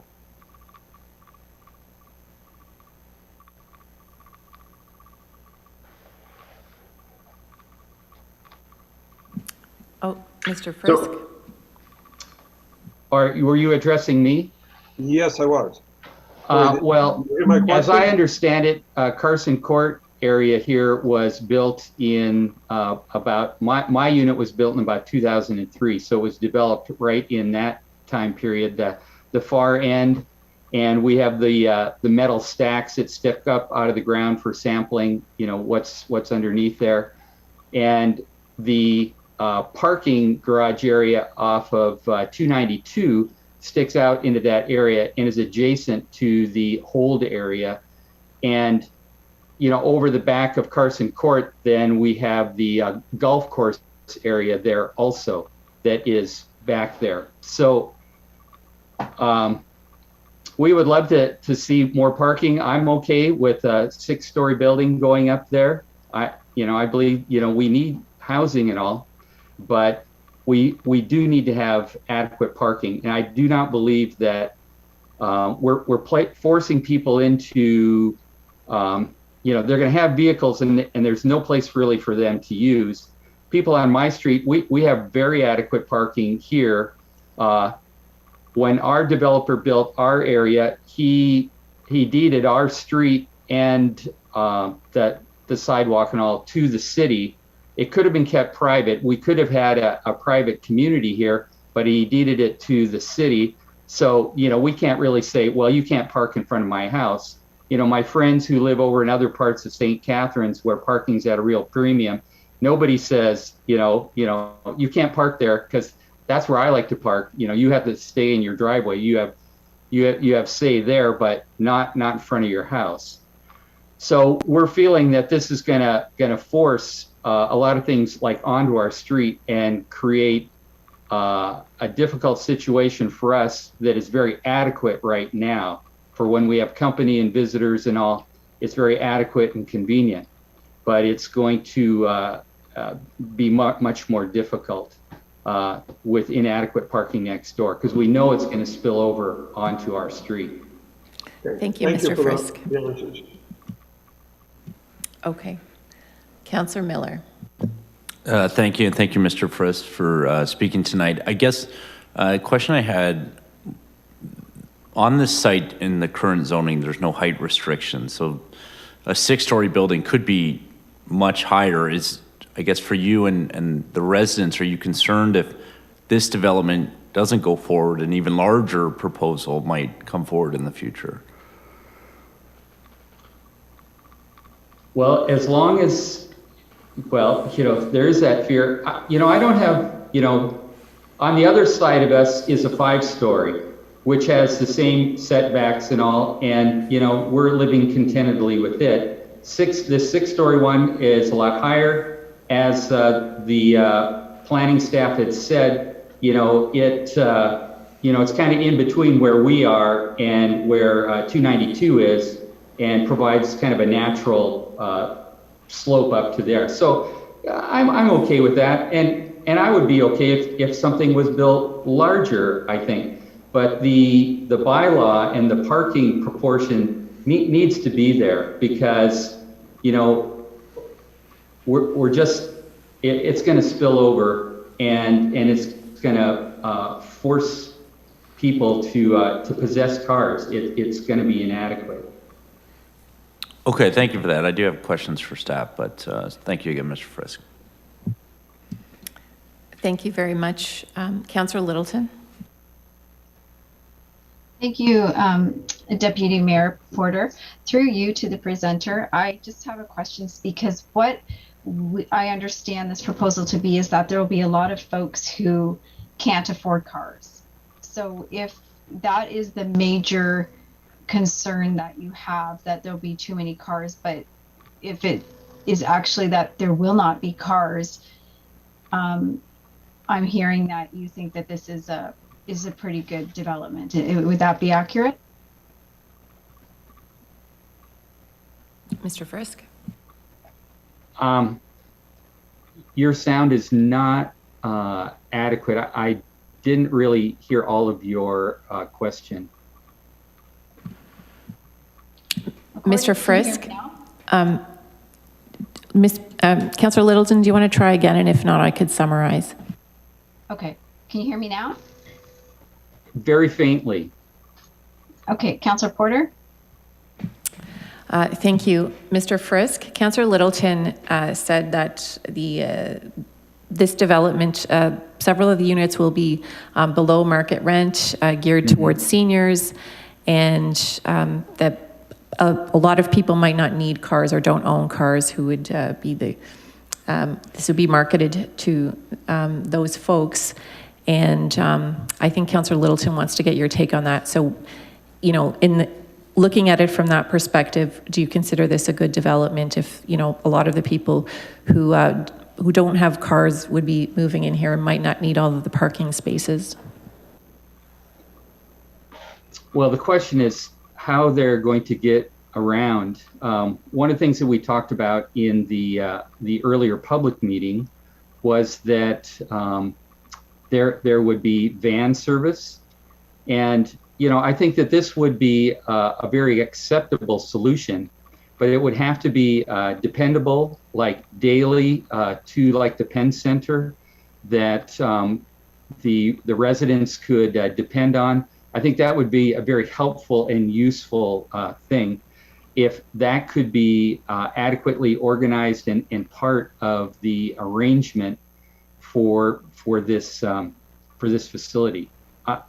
I would be happy for that, but I think it would need to be a pretty much at least like 5 days a week or 6 days a week to like the Penn Center or other adequate shopping venues and entertainment venues too. So.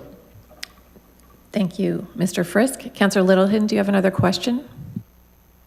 Yeah, I think when we look at, I'm not sure how to exactly say this, but the folks, when we look at the other, in the report, you did mention them, the other 3 buildings that are referenced in the report have much lower parking ratios, because these folks just don't have cars. And I know to us, and other people who have cars and use them, even if we have bikes or what have you, there is a large percentage of our population who cannot afford cars.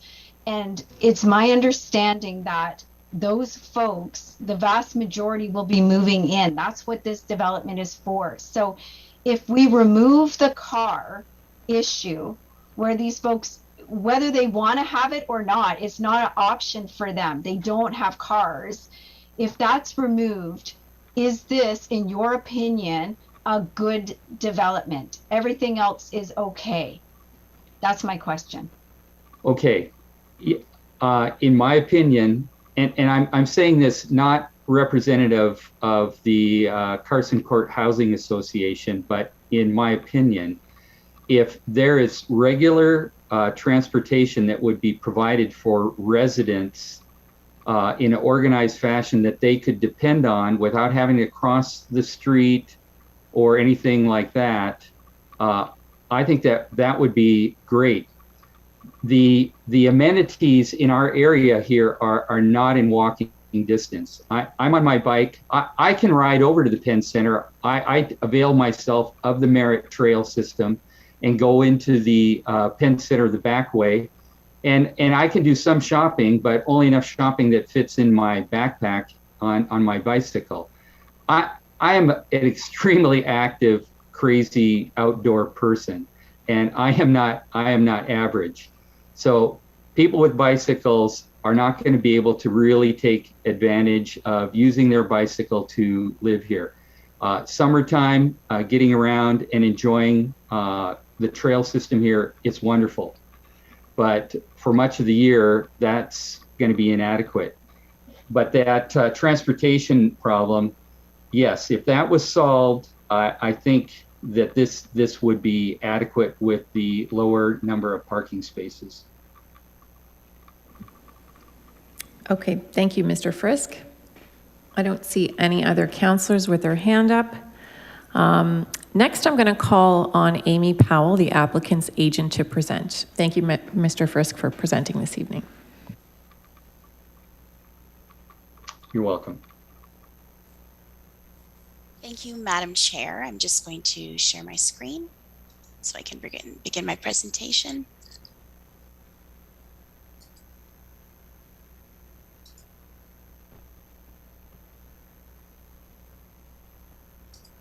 Can everyone see the presentation, the PowerPoint presentation?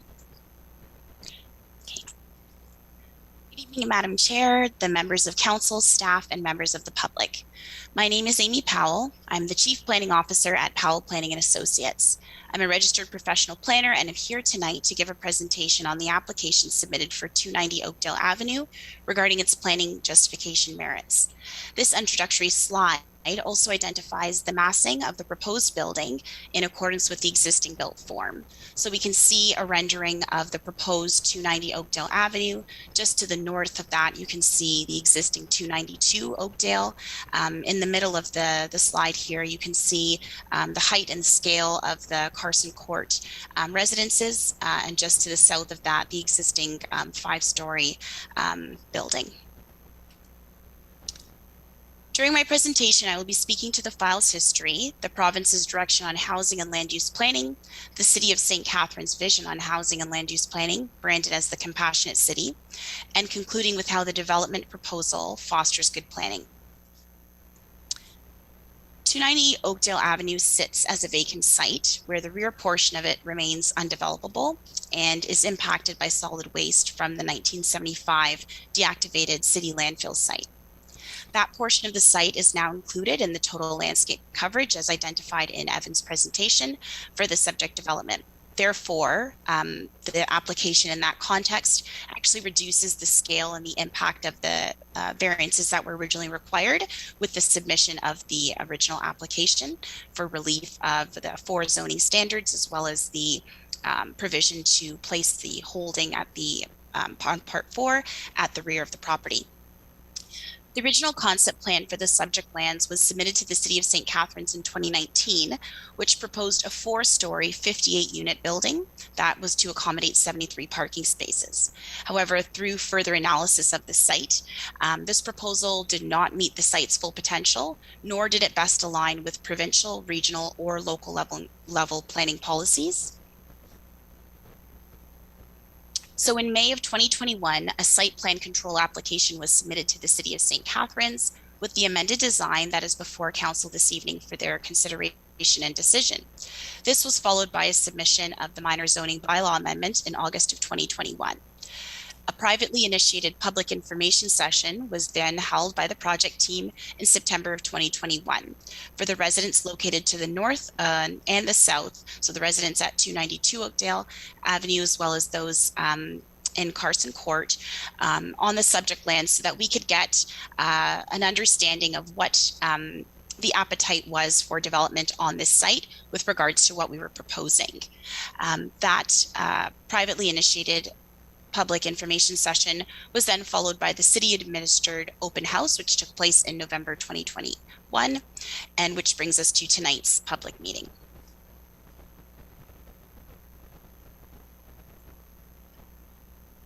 The proposed development well aligns with the province's direction as laid out in the Planning Act, the provincial policy statement, and the provincial growth plan, which is in place to guide development to the year of 2051.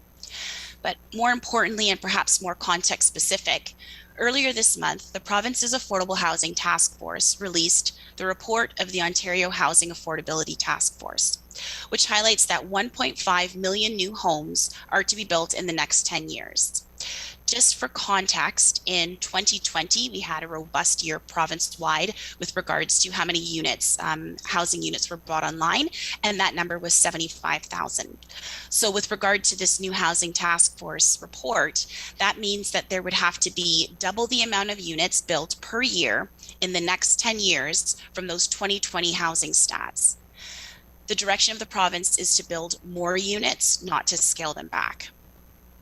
Some other highlights of this report include the prevention of unnecessary housing appeals, requiring all levels of government to come to the table with funding to better fund the housing process. They are looking to streamline the approvals process to expedite the ability to deliver more housing units online with the targets as presented. They're also encouraging through public education and opportunities to really have an understanding of development to change the public narrative that's traditionally been not in my backyard, in terms of types of developments that are not wanted in people's backyards. This report actually says the province is looking to educate the public to say, yes, this housing can occur in my backyard.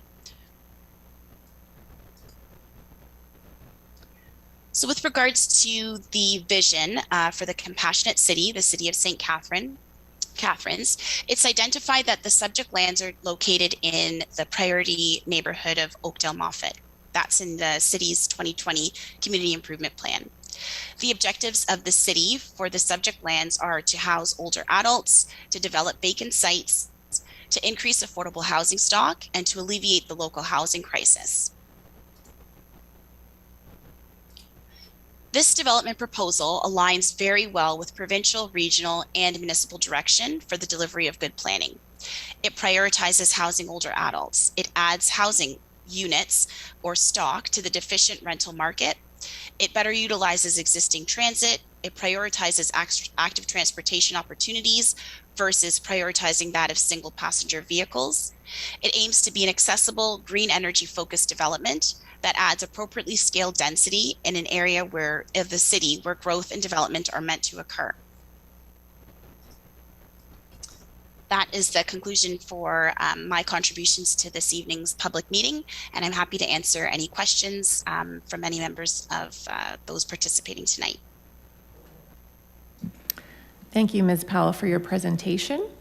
I am going to start with Councillor Phillips, and I have a number of councillors with their hand up. Thank you, Deputy Mayor. Through you, you heard the presentation from Mr. Fritz earlier on, and in listening to your presentation, in 2019, you were going to put in a 4-story building with 78 parking units. And you decided, somebody decided, that the property wasn't reaching its full potential at that time. So you increased the capacity of the building from 4 stories to 6 stories, and in so doing, you've taken 23 parking spaces away. So in 2019, you would have pretty well met the criteria for parking at the 1.25. It would have been close to that. But now in 2022, were reduced to 0.8. I agree with Mr. Fritz. I think we have a real parking problem because not only are you're going to have 68 units with 55 parking spaces. That's not giving one parking. That's not even, well, it's giving 0.8 parking spaces, but that doesn't include the visitors parking. If you're going to have seniors living in this building, you're going to have regular visitors as far as PSWs or healthcare professionals visiting there, and there's not going to be parking spaces for those people if you only have 55. Why, in putting 2 more stories on your building, why take away 23 parking spaces? I don't understand that. Through you, Madam Chair, to the speaker. Although I wasn't a part of the project team in 2019, I understand the rationale very well as to why the development has matured into what's being presented before council. As addressed through the slide which spoke to the province's Affordable Housing Task Force, the province is very much prioritizing putting people in homes versus accommodating single passenger vehicle use. So there's a very strong argument to move forward with a development that offers more units to address the housing crisis versus more stale dating traditional planning practices, which have prioritized allocating vehicular parking over the necessity of putting people in housing in an affordable capacity. With regard to the reduction of the overall site design, as to why the parking had to be reduced, it was through the direction and comments from city staff, where Part 4 of the subject lands were not developable at this point in time. So the original site plan that was before the city in 2019 allowed for development, including parking, to be amongst the entire extent of the site, which is no longer the opportunity that's before us right now without undergoing additional work with regards to Part 4 and the site contamination that exists there. So through that necessary site reduction and through moving forward with solid planning principles as directed by the province, the region and the city, it's a stronger proposal to have increased density, increased units available, especially when they're being offered to the rental market and at affordable nature versus prioritizing parking. So basically what you're saying is the developer is not willing to take the contamination out of the site in order to increase the parking area. Through you, Madam Chair, I don't believe it's a matter of willingness. I believe it's a matter of timing to move forward with getting units on the site. Perhaps the developer is on the call as well. They can speak to some background context with regards to that decision for Part 4 holding. Venenzo, if you'd like to speak. Doesn't sound like it. Well, in knowing that area, Mr. Fritz is right that Oakdale Avenue is becoming a raceway. And I think of hearing the nightly, not lightly, but the often situations in Toronto where we have seniors trying to get from one side of the street to the other, crossing where they shouldn't. And this is going to be, I'm afraid, a similar situation. There's the one variety store that people can't shop at because you can't afford it. If you can't afford the rent, you can't afford to shop in a small store like that. And I know we have transportation and transit, but it's a real concern. Thank you. Thank you, Councillor Phillips. Next on my list is Councillor Sorrento. Thank you. Through you, Deputy Mayor Porter, to the Chief Executive Planner Powell. I'm very pleased to hear that you're offering rental units to seniors. Can you please tell me how you arrived at that? I think that's wonderful. Through you, Madam Chair, I would direct, just with regards to the transition of the tenure from the 2019 proposal to the 2021 proposal to the landowner, Venenzo.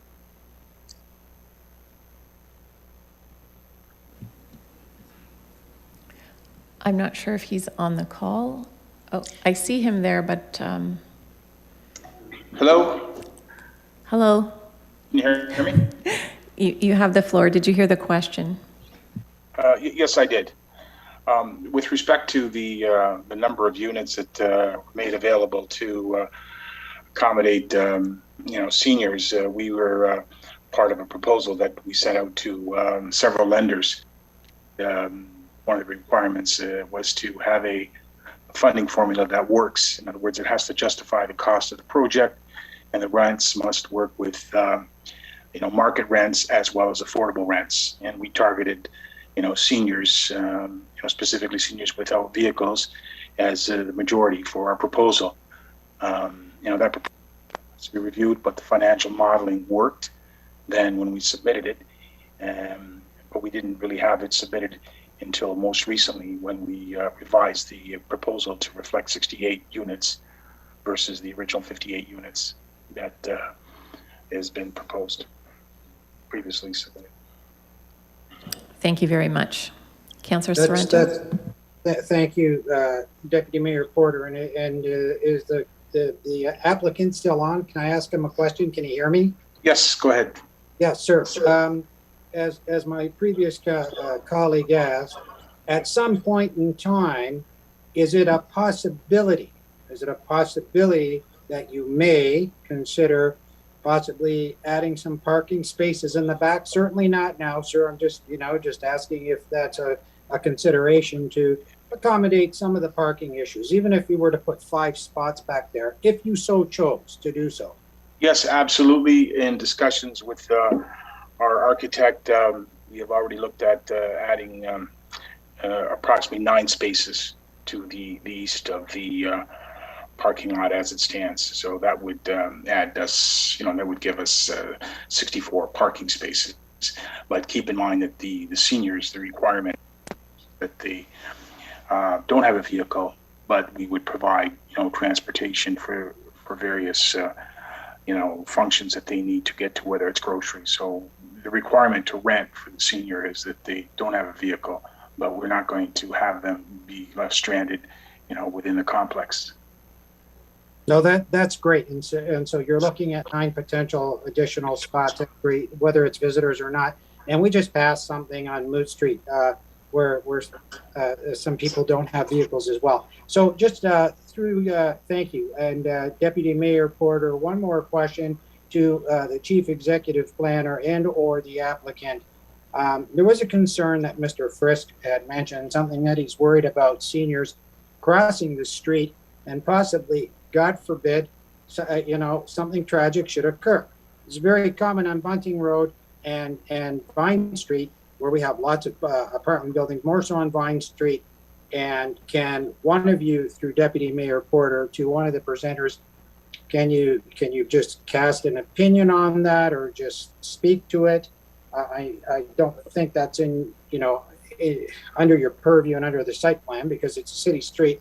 But if you can speak to it, that's great. Councillor Sorrento, I think this is a transportation and engineering question best directed at staff, if that's okay. Yeah, yes, Deputy Mayor Porter, and then at the appropriate time, maybe I can ask that. So thank you very much to the presenters, and thank you, Deputy Mayor Porter. No further questions. I yield the floor. Thank you, Councillor Sorrento. Next on my list is Councillor Garcia. Thank you, Madam Chair. I think Councillor Littleton was ahead of me, but anyway, I'll go ahead if she doesn't mind. Just have a question through you, Madam Chair, to Ms. Powell. When you talk, I think the report says at least 50% of the units being rented to seniors. Is this something that would be firm and enshrined in the proposal? I don't know how we do that. I guess our planning department can make sure of that through the site plan or whatever, but is that something that you're prepared to guarantee would happen? For you, Madam Chair, to Councillor Garcia, absolutely. The landowner's funding for this application is actually dependent on those very statistics that support this application, with greater than 50% of the units being affordable and geared towards older adults. Vanessa, if you have anything to add? Yeah, the funding requirements are such as we presented, keeping in mind that the site plan application would have to be finalized before we can get an approval from either one or two lenders that we submit an application. One of the conditions, of course, is how many units will we be providing in total, and how many can be affordable, and that is where we stand with the cost as well. So the sooner that we can get our site plan agreement finalized, the sooner we can enter into agreements with lenders and seek that 50 in terms of affordable units in the building. Thank you. And through you, Madam Chair, to the Ms. Powell, your definition of older adults is 65 plus, is that correct? Or through you, Madam Chair, to, sorry, yes, as echoed by the landowner, yes. okay. Just a comment, I do agree with Councilor Phillips that there isn't enough parking, but you know, we are assuming, of course, that a lot of seniors are not going to have cars, but you can't guarantee that. But thank you. Thank you, Councillor Garcia. Next on my list is Councillor Littleton. Thank you, Madam Chair, through you to the presenters. I just want to go over some numbers with you. So we have 68 units proposed, 35 of them, which is almost half, are affordable. Can you give us what are we talking about affordable? So those would be at 80% of the CMHC, Canada Mortgage and Housing Corporation, market rent in the city. So it would be 80%, and that's a report that's released each fall. We would be at that 80% threshold. And is that just further? Would that continue if I moved in there, for example, and then I moved out? Can the rents go to market rent after that, or are they going to stay at 80%? No, depending on how the site plan application and proposal and the timing. Each lender has different specifications, but we're looking at a minimum, you know, of 10 years is what we're proposing. And if that's something that the lender accepts, we would go with a minimum of 10 years. And then it could be beyond, depending on the entire project. Okay, thank you. So this would be market rent. Do you know right now what those numbers, I'm assuming you know what the numbers are based on right now, market rents. These are 1-bedroom apartments, 1 and 2. So what would that 80% be? 850? Is that where you're looking at in that range? So a 1-bedroom, the most recent study prepared last fall would show the market rent for a 1-bedroom $990. So we would be at % of that. So we're in $720, $730 per month. Thank you. So less than $800 a month is what you're looking at. So would these folks be coming from Niagara Regional Housing Lists, or where would they be coming from? We were trying to enter into partnership agreements with either you know, churches, other nonprofit organizations that have active waiting lists for seniors. Okay, thank you. And these seniors then, I'm assuming the data shows that they do not have cars as well. It would be just something that is cost prohibitive for these individuals to own? Well, we would seek out, you know, seniors that don't have a vehicle, and that would be our mandate, is to look for seniors who don't have vehicles, and that's part of the proposal we put forward. Thank you. I just want to go back to when you mentioned about this, you don't want to keep them on the compound. I might be paraphrasing there. I might have missed it, but can you just explain to me again, are you proposing to have some kind of van transportation included for the residents? Yeah, like with not all seniors are left at a building that they have no means of transportation. You know, they make arrangements with other person's family members to get to places. But with the strong numbers of seniors, we would arrange, if they don't have access, to get them to places like grocery stores and so on and so forth. And that could be absorbed as, you know, as part of program that we have at the building, and it makes the building more attractive to renters as well. So I'm assuming, just to follow that, this would be Thursday afternoon shopping. Exactly. That kind of, okay, excellent. Exactly. Okay. To the bike parking, because there's a lot of spots there. Is this bicycles that we're thinking of it, or is there other, like not just bicycles that are going to be in there, or is there e-bikes? What is your thoughts with that many spaces? We would accept whatever the individuals have. There are more than enough bike spaces that we have in a covered structure at the back of the property. So it's certainly something that is also important to not only the affordable units, but also to the market units as well. And I did want to just ask about the holding provision. Why can't it be just walked on? We have had several discussions, but we haven't got to that stage yet. We know that it would be maintained, but as part of the site plan application, and more detail as what is to be done to those lands, which is approximately a third of the site. So that's something we can certainly enter into an agreement with Amy and with the city planning staff. Is it permitted though? Because we let people walk on the golf course. That's something we would have to check with Evan and planning staff. We would like to keep that area green and, if possible and practical, accessible, of course. Thank you. It's an excellent spot for people to walk their dogs. Also, an excellent spot if you need to collect golf balls. Okay, I think that's all my questions. I appreciate it. Thank you. Thank you. Next on my list, I have Councillor Williamson.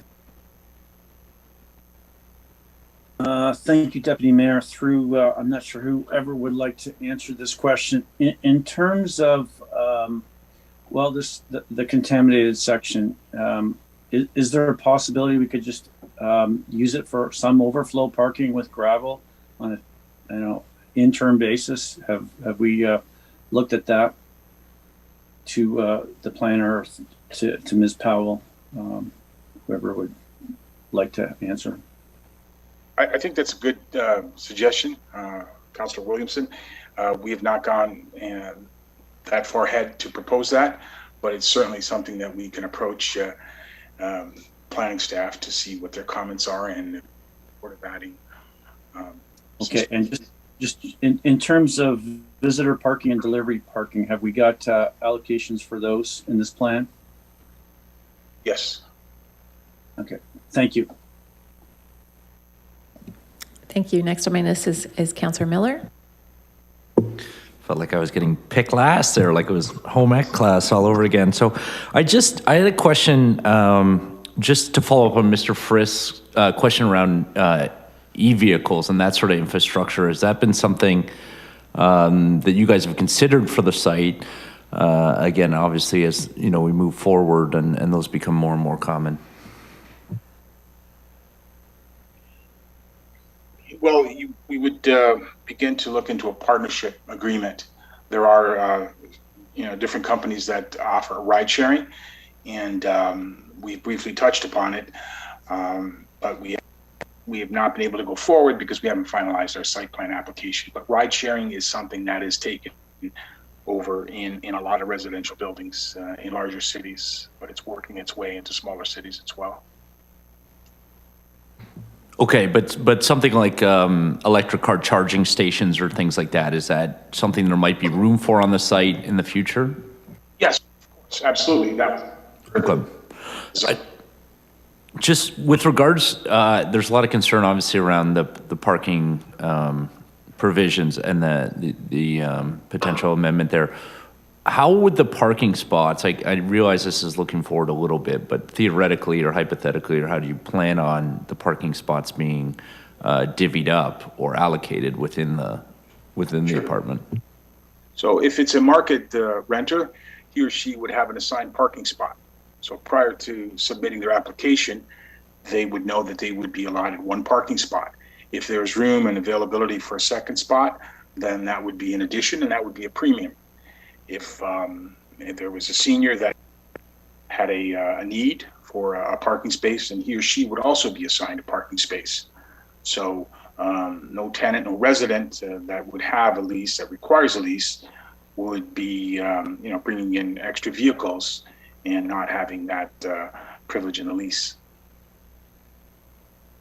Okay, and is there, are you looking at, in terms of the site plan and with regards to the affordable housing provision, any other type of affordable or social housing, like rent geared to income or anything like that?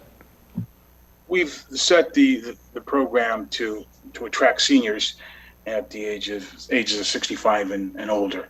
That's been our target market. That's something that we want to work with, and submitted, and we'll be submitting our funding proposal as the lenders look at the viability of the project between the income and the expenses, and then the total project cost. So there's a balancing act that must be done by the developer, and it has to be well timed with the site plan application, because then that gets a priority with the lenders. Any delays, it's like a file. If you're not ready, then it just goes back to the bottom of the pile. Okay, and certainly, it's commendable to include that in the development. I would note the market rates have gone up about almost 33% in the last 5 years, and they're going to go up again when CMHC does another report. So even that 20% affordable isn't it's significantly more expensive than rents were even 5 years ago. We know pensions and salaries and wages haven't changed too much. So I definitely think there's an opportunity to explore making those even more affordable. I certainly recommend that. But again, appreciate the inclusion at all. So that's it. That's it for me. I got a couple of questions for staff, but that's good for now. Thank you, Councillor Miller. Councillor Kushner. Thank you, Madam Chair. The question I have is, if somebody does not have a car, do they get a rental reduction? Or conversely, if somebody has a car, do they pay a premium for a parking spot? That is correct. The tenant, either a senior or market tenant, would be paying in addition to the rent for a parking spot. And how much would that be a month? Well, we're looking at whatever rates are downtown. It could be somewhere around $40 to $50 per month. Thank you. Thank you, Councillor Kushner. Does any other councillor have a question? If not, I have a question for the planner and or the owner. So purpose-built rental housing is few and far between in Ontario, and especially in Niagara. The CMHC has just put out their monthly rental report for municipalities across Canada, and the vacancy rate for St. Catharines and Niagara is 1.9%. It's actually lower than Hamilton's, which is 2.88%. It's lower than Toronto's, which is 4.4%. And it's definitely lower than some cities out west, such as Hamilton, which is or Edmonton, sorry, which is at about 7%. So talking to people who build affordable housing, and I do work in the sector in my day job, it's actually incredibly difficult to structure financing. Can you describe what the challenges are for putting together a proposal like this? Well, from the beginning, you have to have the land. You need the approvals, and the approvals sometimes you can run into problems that can be delayed. The earlier, the quickest that you can get your application in depends on the site itself and what issues they have. But the sooner that the developer can get his proposal in to a lender or several lenders, then he's in a position to at least modify, adjust, and put together a proposal that meets the needs of, if not one lender, then there's a second lender or a third lender. But the project must be shovel ready or site plan approved, because that's when they're ready to advance and move funds. So it's shovel ready. Takes time, and the delays sometimes get too lengthy, and the project becomes canceled for reason. Project going forward. Thank you. So is it easier and more feasible to build a condo than rental housing? Well, rental housing nowadays, the standard is almost at a condo, and the various projects that I've seen built in Agri region over the last 3 to 5 years, you would not be able to tell the difference between an apartment and a condo. The standard, the finish of these units is equal.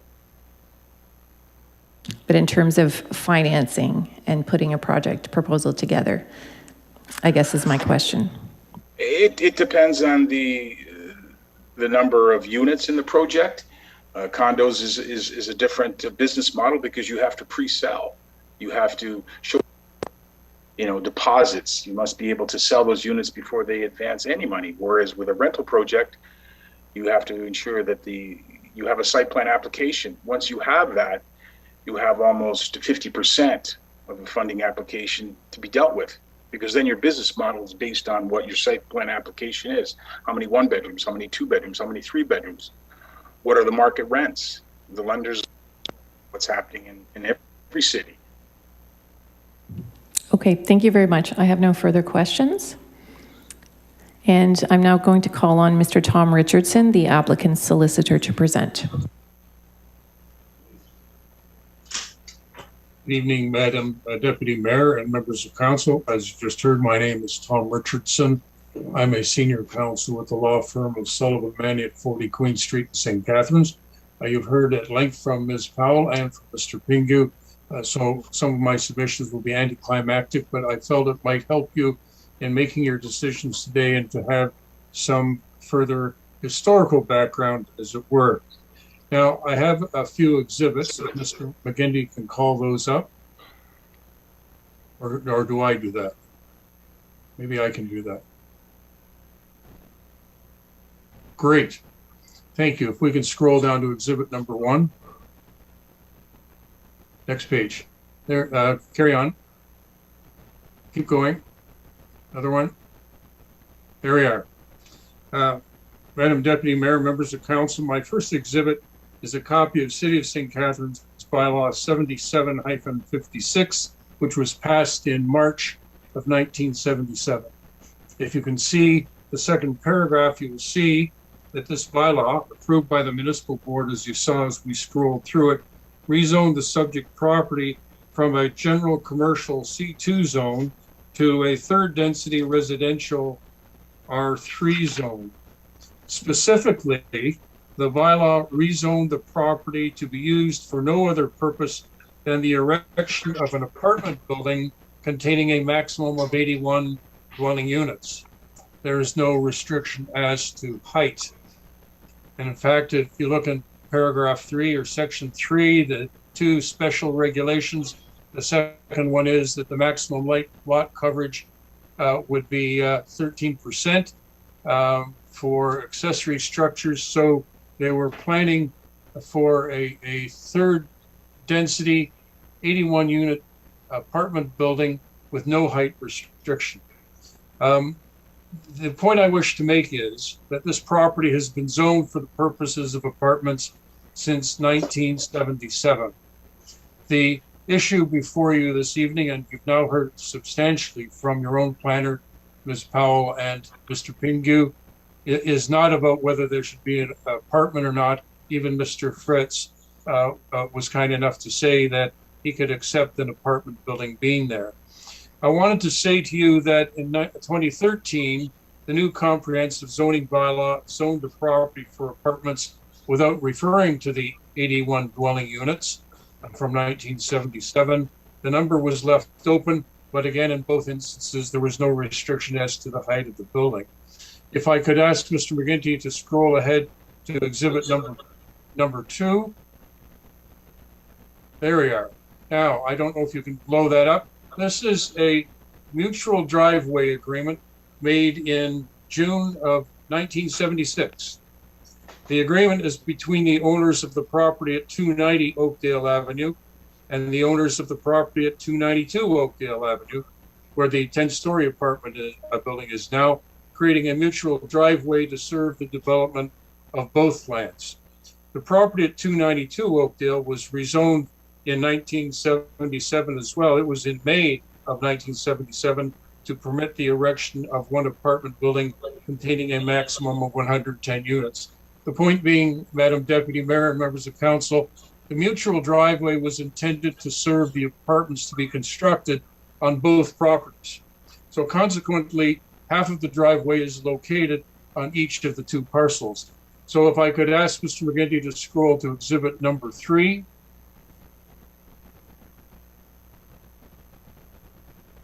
Next, there we are. This is a current reference plan of the property. North is on the left-hand side, and you will see, first of all, the mutual driveway, half on our property and half on the adjoining property, which is why there can be no landscaping on the north side of the property, because there's a driveway.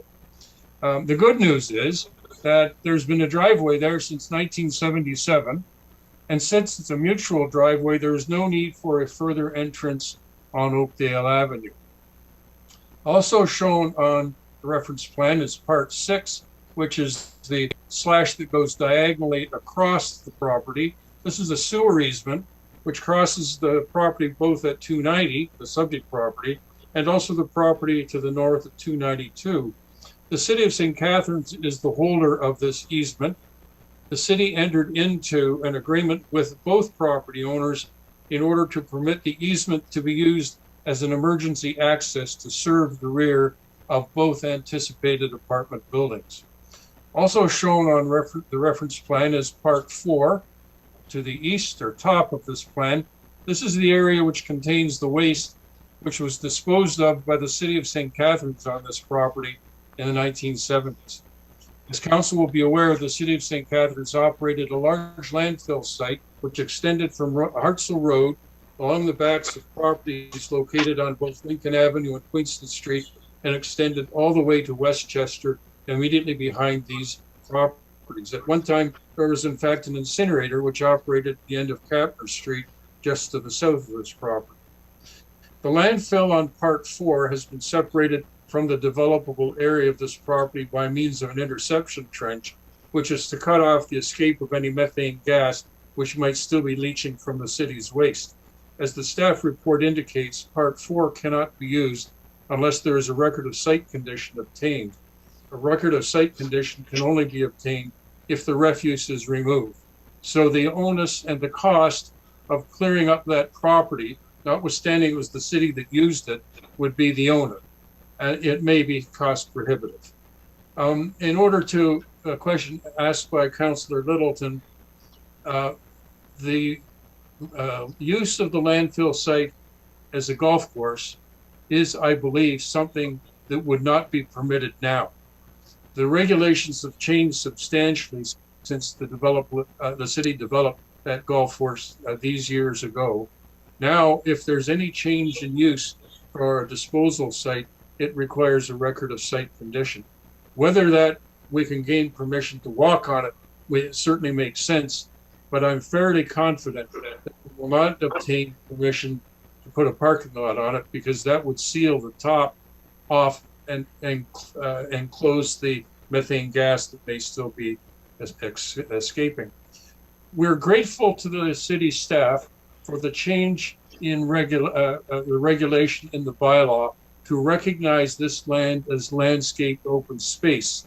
So while our original application sought a reduction in the required landscape open space in the bylaw to about 20%, by including this land, we will now exceed the 40% requirement for landscaped open space, and it will be 47%. And the imposition of the holding zone on part 4 and the requirement to maintain a landscaped open space of 47% ensures that there will not be any building occurring on part 4. The last exhibit that I'd like to provide to you, my fourth exhibit, is a letter dated February the 14th. I'm sorry I can't blow that up here, but I'll tell you what it says. This is a letter dated February the 14th of 2022, that is 2 weeks ago, from Devonshire Financial London, Inc. Devonshire has been working with our client with respect to the financing of the proposed 68-unit residential housing project at 290 Oakdale Avenue. The purpose of this letter is to confirm that the present intention of the owner and Devonshire is to utilize the provisions of the National Housing Strategy Co-Investment Funding Stream for affordable housing. This is to indicate that up to 38 affordable units for seniors can be financed through this program.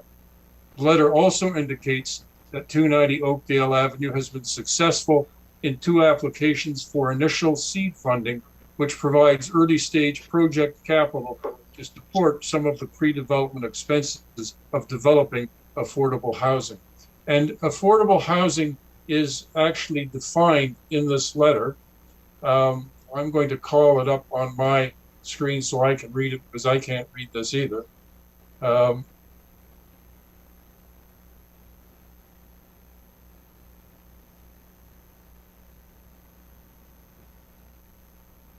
The CMHC classifies any rents at or below 80% of the median market rent as affordable, with specific considerations of both the development, neighborhood, and specific unit type.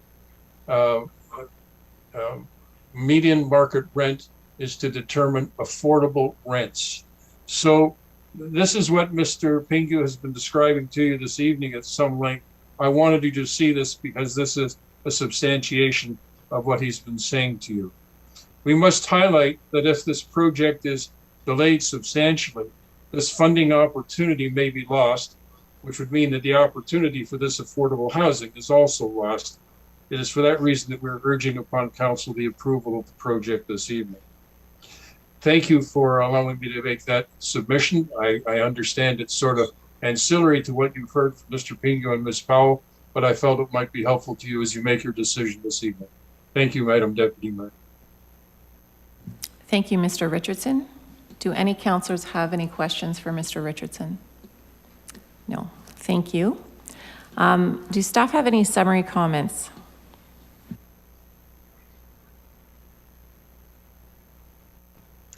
Not at this time, Madam Chair. Thank you very much. I'm going to call council back to order. And we have a motion. Can I have a motion that council close a public meeting respecting the proposed zoning bylaw amendment regarding 290 Oakdale Avenue? I need to move her to close a public meeting. Councillor Townsend, seconded by Councillor Phillips. All in favor? And that's carried. And can I get a councillor to move the recommendation in the report and put it on the floor? Councillor Miller, would you like to do this? Thank you. Seconded by, do you have a seconder? I can't see the screen. Councillor Littleton? Yes? Thank you. Yes. So the recommendation from staff is that council approve an amendment to the City of St. Catharines zoning bylaw 2013-283 for the lands described as part of Lot 3130 Corporation Plan 2, Parts 1 to 7 on 30R number, municipally known as 290 Oakdale Avenue as follows. That section 15.1 Schedule A15 of the zoning maps be amended by changing the zoning of 290 Oakdale Avenue from high-density residential with special provision 42 to high-density residential with special provision 42 and holding provision 1 R4 42H1 as outlined in Appendix 7, and that Section 13.1 list of special provisions be amended by amending special provision 42 as outlined in Appendix 8, and that the mayor and the city clerk be authorized to execute the necessary bylaw to give effect to council's decision, and that the notice of decision required by the Planning Act as amended be processed by staff, and that upon expiration of the appeal period, staff be directed to forward any appeals to the Ontario Land Tribunal for consideration and final approval, and further that the clerk be directed to make all necessary notifications. So the motion's on the floor, and I have a number of councillors with their hand up. I see first hand is Councillor Sorrento, and then I'll go to Councillor Garcia after. Thank you, Deputy Mayor Porter. I'm going to withdraw my question to staff with regard to the traffic concerns on Oakdale Avenue, Deputy Mayor Porter, because I just don't think it would be fair for me to ask them right now. There's a tremendous amount of work. But I'll say this, and just speaking to the motion very quickly, I did drive down there today, and I was actually parked in the mutual driveway, and I was just kind of studying the layout of that particular property. And then I noticed, right beside me were the 10 stories.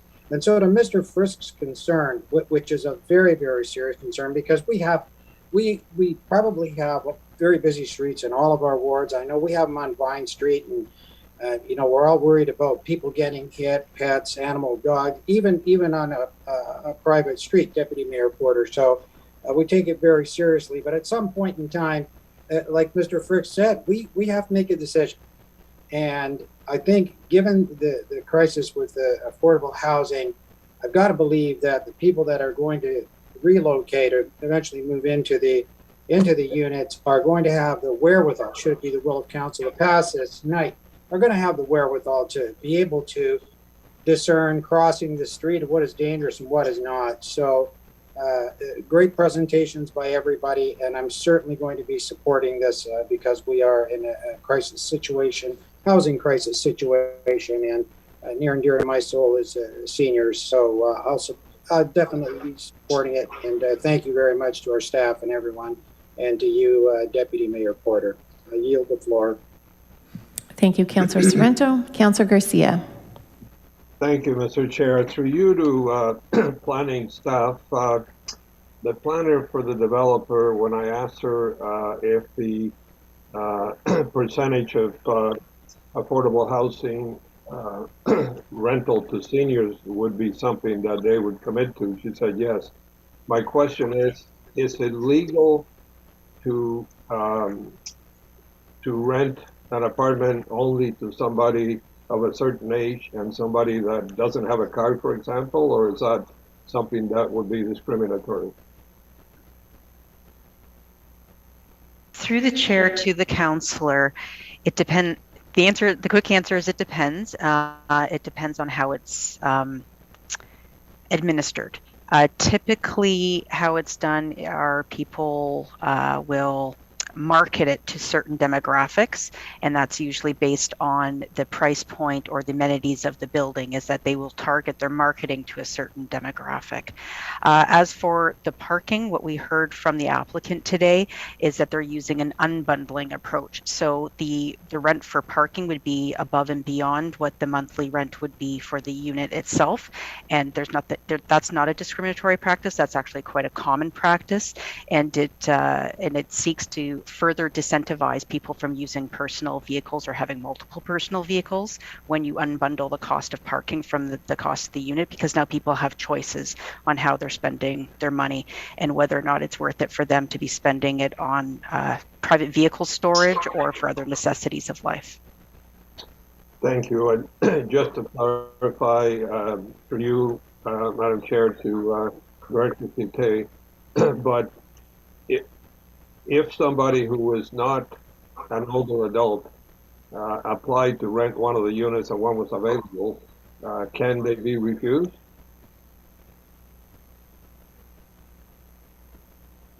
Through the chair to the councillor, the administration of rental applicants will be entirely up to the board or the property management of this building, and I wouldn't be able to respond to that.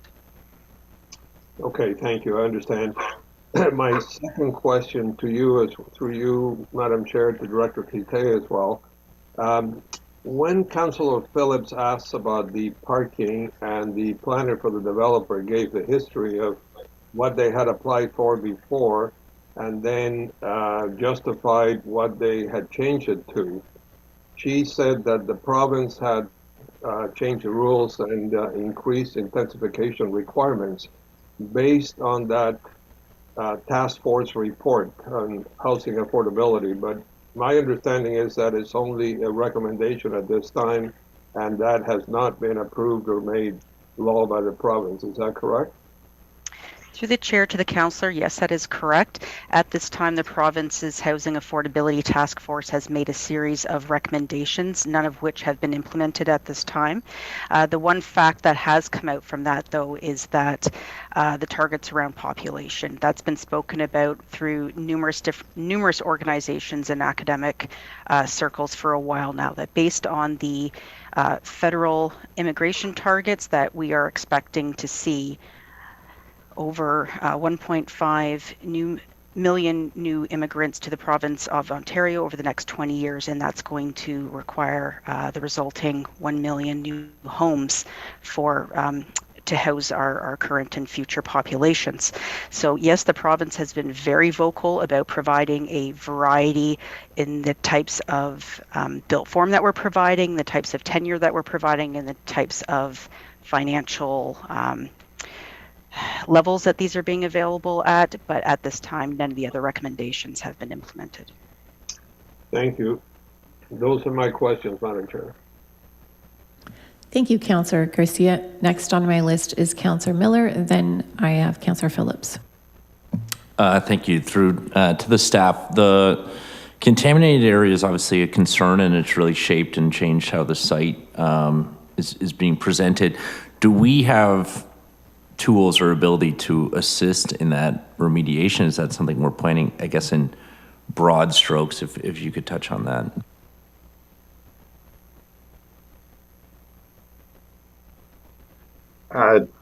Through you, Deputy Mayor Porter, the city does have the community improvement plan program in place that does offer some incentives.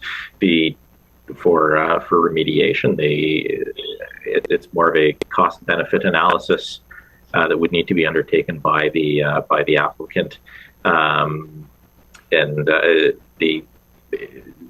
from my understanding and conversing with the environmental engineer who prepared environmental studies for this report, it's not it would not be the easiest contamination to remove, given the fact that it spans other properties. Okay, that's an important one, if not to mitigate the parking concerns. I'm concerned about the lack of green space on the site. I appreciate that there's green space around. I'm not sure the Merritt Trail is really a viable option at night or places like this. So sometimes some of the negative impact of people with pets who are walking their dogs and things like this need to do this on a daily and nightly basis. We need somewhere for them to go and for their pets to go. So I think making sure that space is walkable is going to be key to the success of the site and how it integrates into the community. I guess I know. Yeah, go ahead if you want. Sorry to interrupt, but just if I can speak to that. So in previous discussions with the district engineer for the Ministry of the Environment, Conservation and Parks, which is the regulatory body for contaminated sites, the current regulations would require that absolutely no recreational activity take place on that land. That land cannot be used to support any activities associated with the apartment building. So it's something that we could continue to pursue with the Ministry of the Environment, but the answer to date has been definitive. The requirement will be that that area be fenced off and maintained as passive, unusable green space. So sorry. No, I appreciate that. And I think what I mean is, I think it's in our interest as well to make sure to try to help that space become active or usable in one manner or another. Councillor Littleton and I have had pretty extensive conversations with traffic staff about traffic in this area and speeds, and I know they're not specifically on this call right now. There's some issue around the incline and around the bend as well that's near there that prohibits maybe some mitigation or crosswalk attempts. But I guess, is that something as staff, are we open to maybe some innovative solutions there? Because I think this could be such a violent phrase. This could be like a two birds with one stone sort of thing in terms of the traffic and the speed and the ability of people to get across the other side. That is certainly a discussion that staff can continue to have, both between planning and transportation and environmental services. It's an existing situation. Mid-block crossings are difficult in various urban areas, but there is there is a viable alternative of walking to the Westchester intersection and crossing at the signalized lights and walking back to the bus stop on the west side of the street.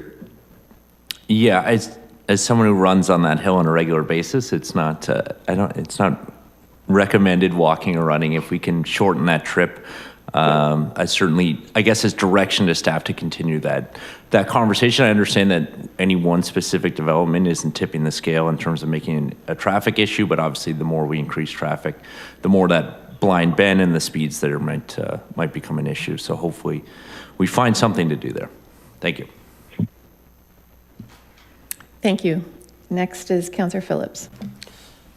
As far as that back third that is contaminated, excuse me, in your opinion, or Ministry of the Environment's opinion, I guess, it cannot be capped. When we built Meridian Center, they put a liner over top of it because it was a contaminated site. And obviously people aren't living there, but again, people are just going to park their cars on a asphalt surface. So you can't cap that with, to do something like that? The use of the entire property is what's considered. So as a commercial or institutional site, something may be acceptable, but because there will be people residing on the property as a whole, no use that either is residential or supports the residential component can take place on that area, unfortunately. Okay. So in your professional estimation, the fact that we are reducing from 1.5 parking spaces to 0.8 on a site like this, it's, and given, as I said before, where you're going to have PSWs or professional workers coming in, you don't see any problem with reducing the number of spaces to 0.8. Is that correct? So just to be precise, it's 1.25 spaces to 0.8. Okay. The city's official plan has a number of policies that requests to reduce parking are to be evaluated against. That evaluation was conducted and is included in depth in the report. And staff found that that through that evaluation, this is an acceptable reduction of parking. Okay. I agree to disagree, I guess. Thank you.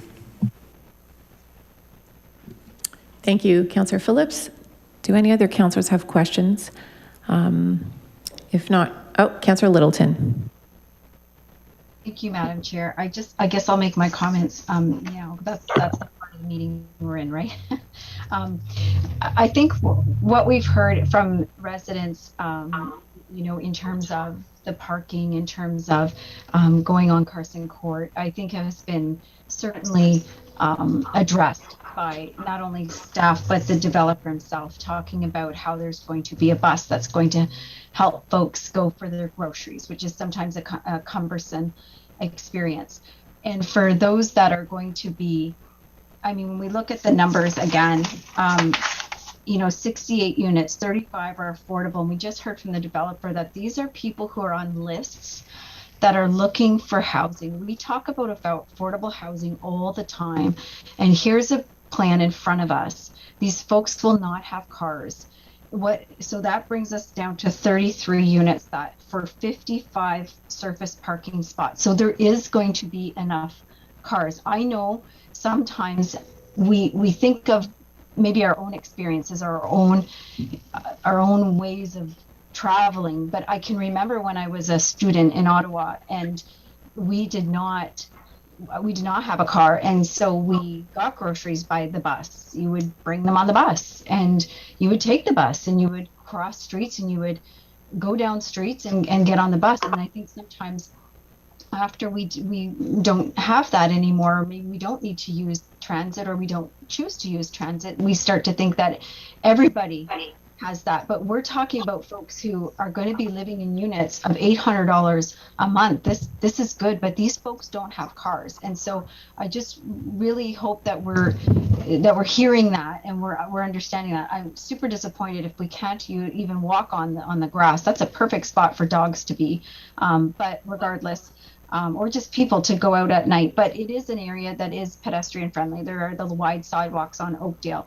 I would like, however, staff somewhere in this to examine, like my ward mate said, I do think there's a solution here for cars. I don't care if in one of the notes that someone sent us, they talked about a always stop at Carson.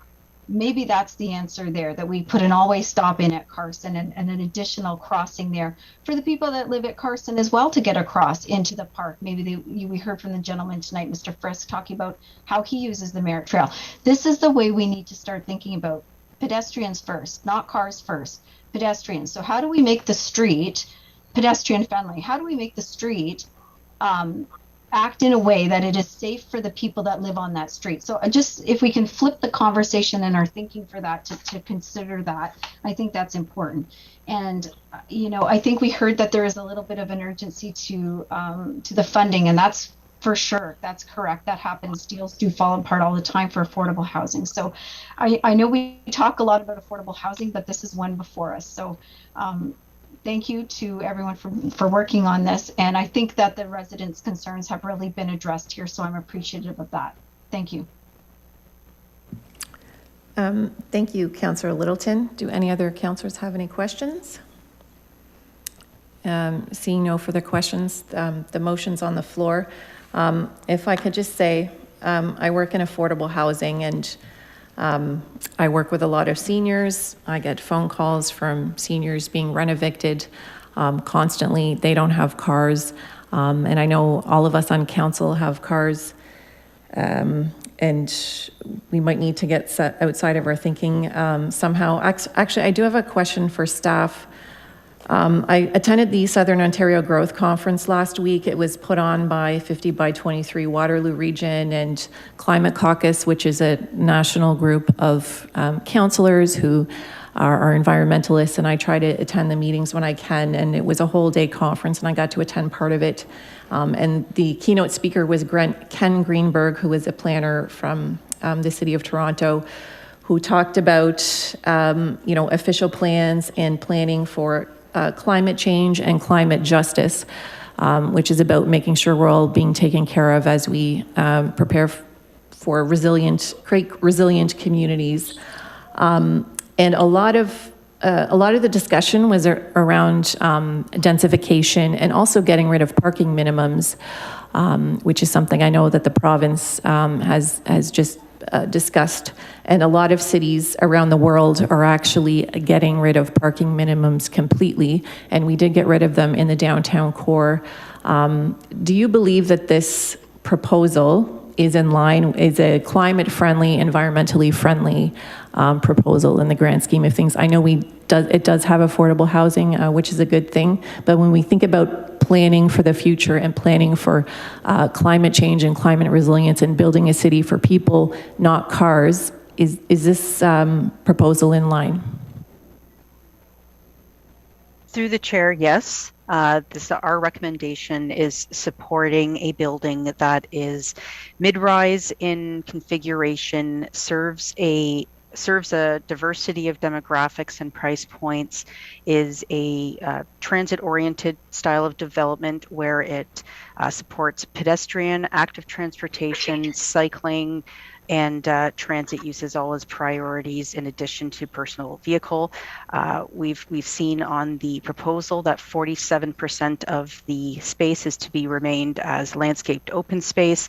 I think the recommendation from staff tonight represents a clear balance in its approach.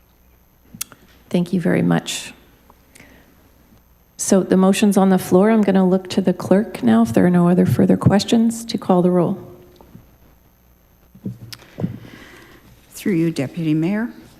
Councillor Dodge. Yes. Councillor Garcia. No. Councillor Harris. Yes. Councillor Kushner, Yes. Councillor Littleton, Yes. Councillor McPherson, Yes. Councillor Miller, Yes. Councillor Phillips, No. Councillor Sorrento, Yes. Councillor Townsend, Yes. Councillor Williamson, Yes. and Deputy Mayor Porter. Yes. And that's carried. Thank you. We're moving on to motions now. And, oh, sorry, I missed a step. We have to go back. And the public meeting is closed. Persons wishing to receive notice of council's decision should submit a written request to the office of the city clerk. And yeah, I skipped ahead in my agenda here. So there are no presentations this evening. And we're moving on to discussion reports. And I tried to skip over the CAO and his COVID-19 update. I guess I'm sick of hearing about it, but I'm gonna move over to CAO David Oakes. Thank you, Madam Deputy Mayor. I'm sick of talking about it as well. So it's been almost 2 years to the day. Just for council's information, and 2 weeks ago, we provided an update on the lifting of restrictions on February the 17th. We now have on March 1st, Tuesday, tomorrow, the additional, essentially the last phase of the reopening, which essentially has all of the restrictions being lifted in public facilities. So through the last essentially sorry, we're getting a little bit of feedback here. Could everyone please mute their mics? Okay, I'll keep going. That's better. Sorry, the last 2 weeks, the area CAOs have been meeting, our municipal control group have been meeting in terms of what we need to do in order to move forward with the March 1st lifting of the regulations. As a result, as of tomorrow, we will have in all of our public spaces no longer the requirement for the vaccination passports. The buildings will be open to the public. Masking is still required. However, the Section 22 order, which was announced today, which applied to the restaurants, has been lifted, as well as the letter of instruction for all recreation facilities in Niagara has also been lifted as a result. So our CRCS team has been working with the user groups to let them know of these changes. We didn't see the regulations until Saturday, so we couldn't get our media release out until earlier today because we wanted to ensure that we had the correct information from the provincial regulations to be able to do so. But from the perspective of municipal services, we will be proceeding in conjunction and alignment with all the municipalities in Niagara and across Ontario for that matter, with opening up the facilities as of tomorrow, March 1st. We're excited to be able to do so. Our control group is continuing to meet as there are still masking requirements in place and we need to maintain social distancing in certain areas as well. So all of that being said, we are seeing the definite light at the proverbial end of the tunnel. And our staff have been doing an amazing job trying to manage through this for the last 2 years. Again, I think I say this every time, but I want to commend our staff and thank the public for, in most cases, being able to respect some of the decisions that haven't been made by the municipality, but have been provincial regulation. Managing through this process has been a challenge at times, but we are getting there. So I just wanted to let council know of that. One final point.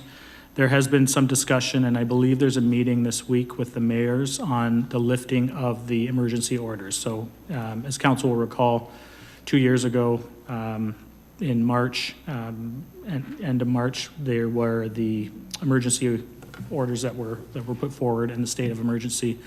That was done at all the municipal councils. There is discussion now amongst the mayors and the area CAOs to look to a common time frame to be able to lift those emergency orders. So that is the next step of the equation, and we will continue to keep council appraised. Thank you.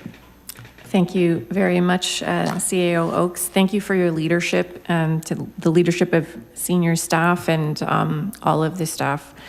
They've had to work in incredibly difficult, unprecedented situation, and hopefully we're coming to the end of it. And kids, I'm sorry, Councillor Phillips. I want you to say that as well, because I think we all need to hear some cheers for the staff. I think it's important. Thank you. Yeah, and speaking for myself, but I think I'm speaking for all of Council, David, we really appreciated the effort that your staff made in the last 2 years, getting us on the screen and keeping communications as open as possible. And it's been a very, very trying time for you as a CAO, a new CAO, and all of our staff. And I think you've done a tremendous job, and I just want to thank you for that. Thank you. I have, we've got some claps there. Councillor Williamson. Thank you, Deputy Mayor. And I concur with Councillor Phillips' thoughts in your comments in regards to thanking staff. I also think that we should acknowledge our medical officer of health, who has really been under the gun and has stood by the science and stood by the facts. And I hope that we continue to listen to his advice and the advice from the scientific and fact-based community. That's very important to do. Politicians have different agendas sometimes than those who are invested with ultimate responsibility making decisions on that. And I think that we should recognize and support those individuals as well. Thank you. Thank you, Councillor Williamson. Anybody else? I think Lori's clapping. Is that a clap? Yeah, that's a clap. Okay, thank you very much, CAO Oakes. And I need a motion to, the staff recommendations on the floor is that the CAO report be received for information. Moved by Councillor Williamson, seconded by Councillor Garcia. Thank you. And next is, pardon me. Oh, sorry. She's going to call the roll. Through you, Deputy Mayor. Councillor Williamson. Yes. Councillor Townsend. Yes. Councillor Dodge. Yes. Councillor Garcia. Yes. Councillor Harris. Yes. Councillor Kushner. Yes. Councillor Littleton. Yes. Councillor McPherson. Yes. Councillor Miller. A hearty yes. Councillor Phillips. Yes, thank you. Councillor Porter. Yes. Councillor Sorrento. Regular yes. Okay. And that's carried. Thank you. Moving ahead, it's a Planning and Building Services St. Catharines Streamline Development Approvals Plan. So Councillor Miller pulled this. The staff recommendation was that Council endorse the proposed measures contained within Report PBS 29-2022 to implement the Streamline Development Approval Fund. Councillor Miller, did you have an alternative motion or? I do not have an alternative motion, unless I hear something I really don't like, but I just have a few questions for staff, and I think maybe it would have been for Mayor Senzik as well, but I can do that offline perhaps, because I know he was involved in some of these discussions. Just around the province's plan, I certainly like what I see in terms of streamlining. I'm just curious, there's a couple things. Does the plan call, a lot of this is around speeding up development approvals and tightening up the process a little bit perhaps, and providing better service. Does the plan call for building more, like the province or the city perhaps building more social housing specifically? Through the chair to the councillor, no, it does not.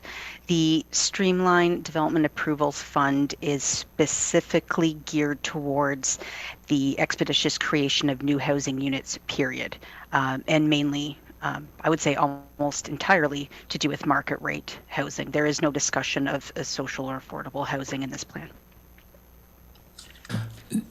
Has that discussion, did that come up? I suppose it's certainly more market rate housing would be okay, but what we really need is more affordable and social housing. So is that, because we know market housing tends to be speculated on, or at least it's happening at a high rate, which is actually driving the market rate up. So are we looking at that?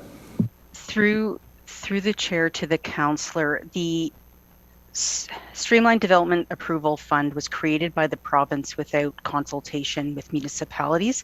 It was announced at the Housing Summit earlier in January with written notice to the municipalities that day. So there was no consultation involved with being able to provide different ideas for bringing on either social, affordable, rent geared to income type housing through this plan.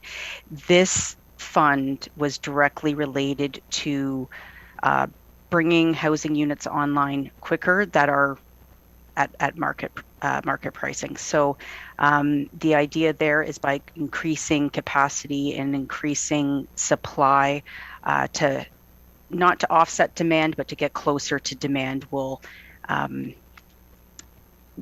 improve affordability in the longer term.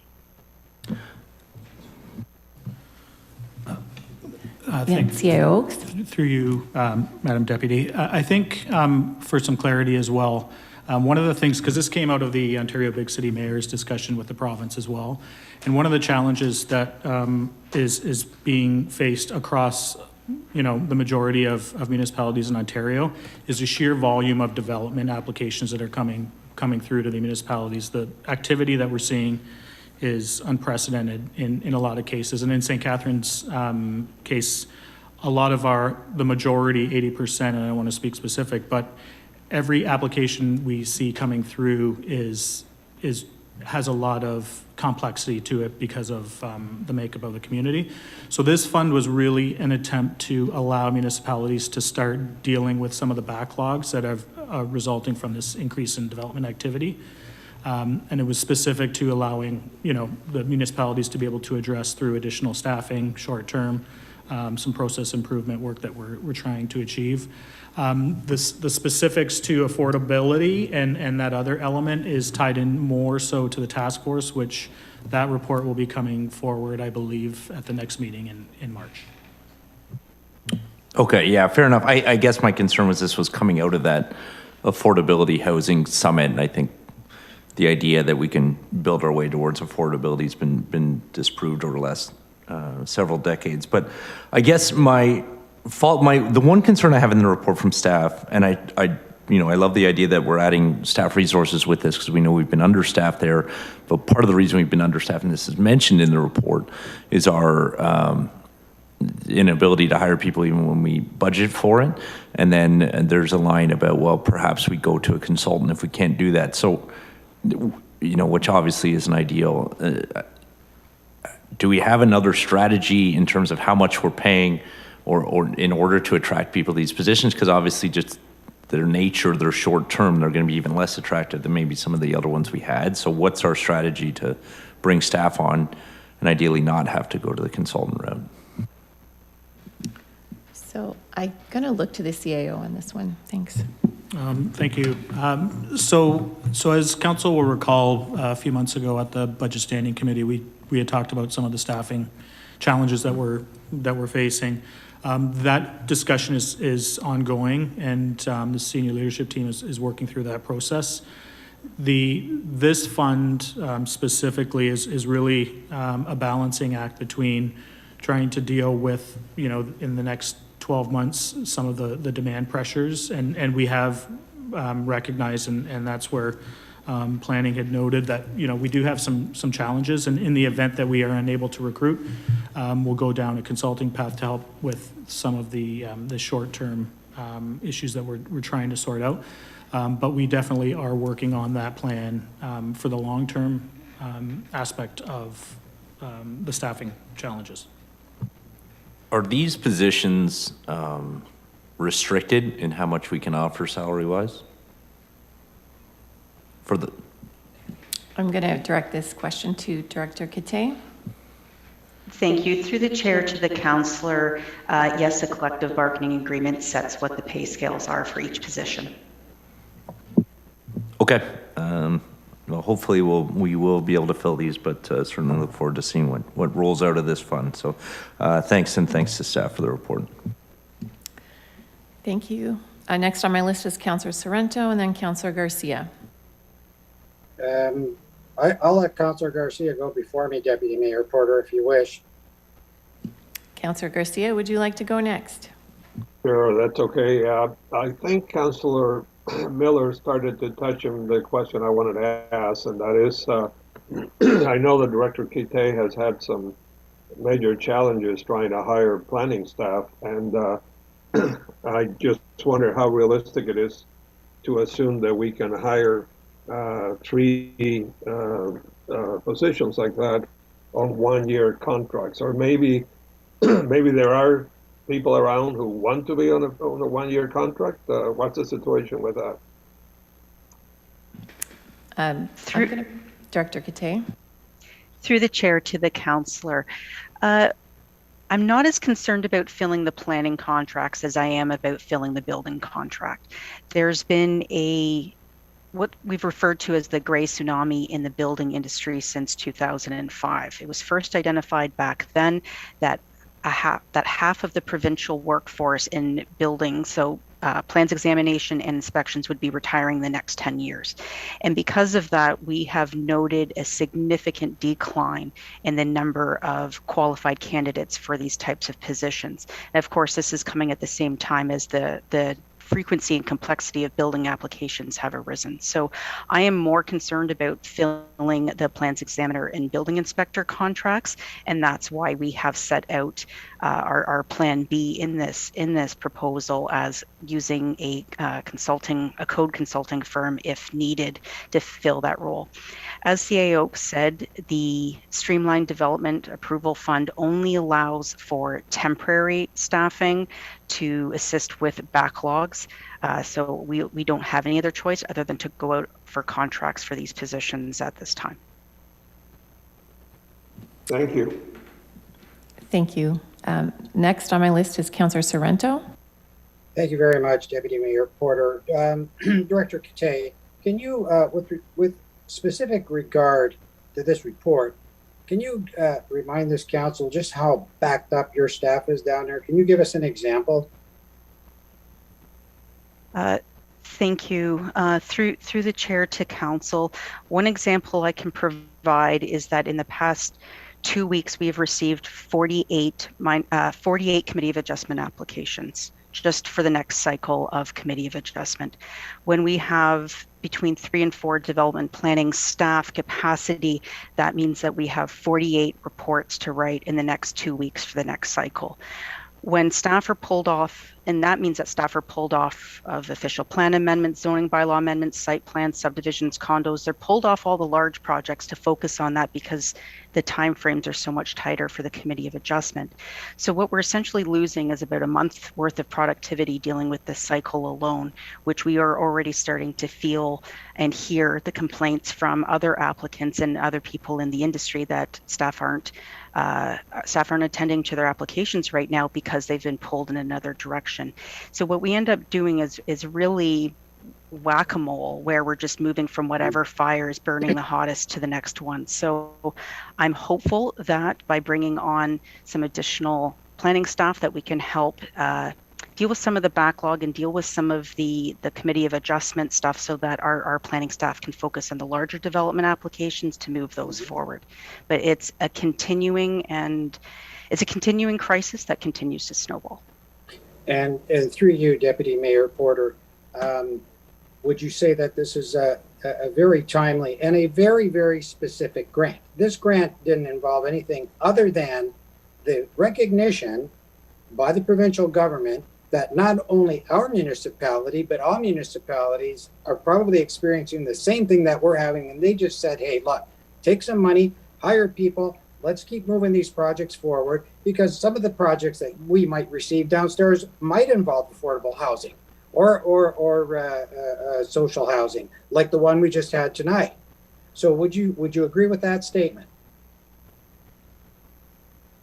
Through the chair to the councillor, yes, that's correct. The terms of this fund are very specific, that they're only to be used on initiatives and staffing, temporary staffing, to streamline a development approval process.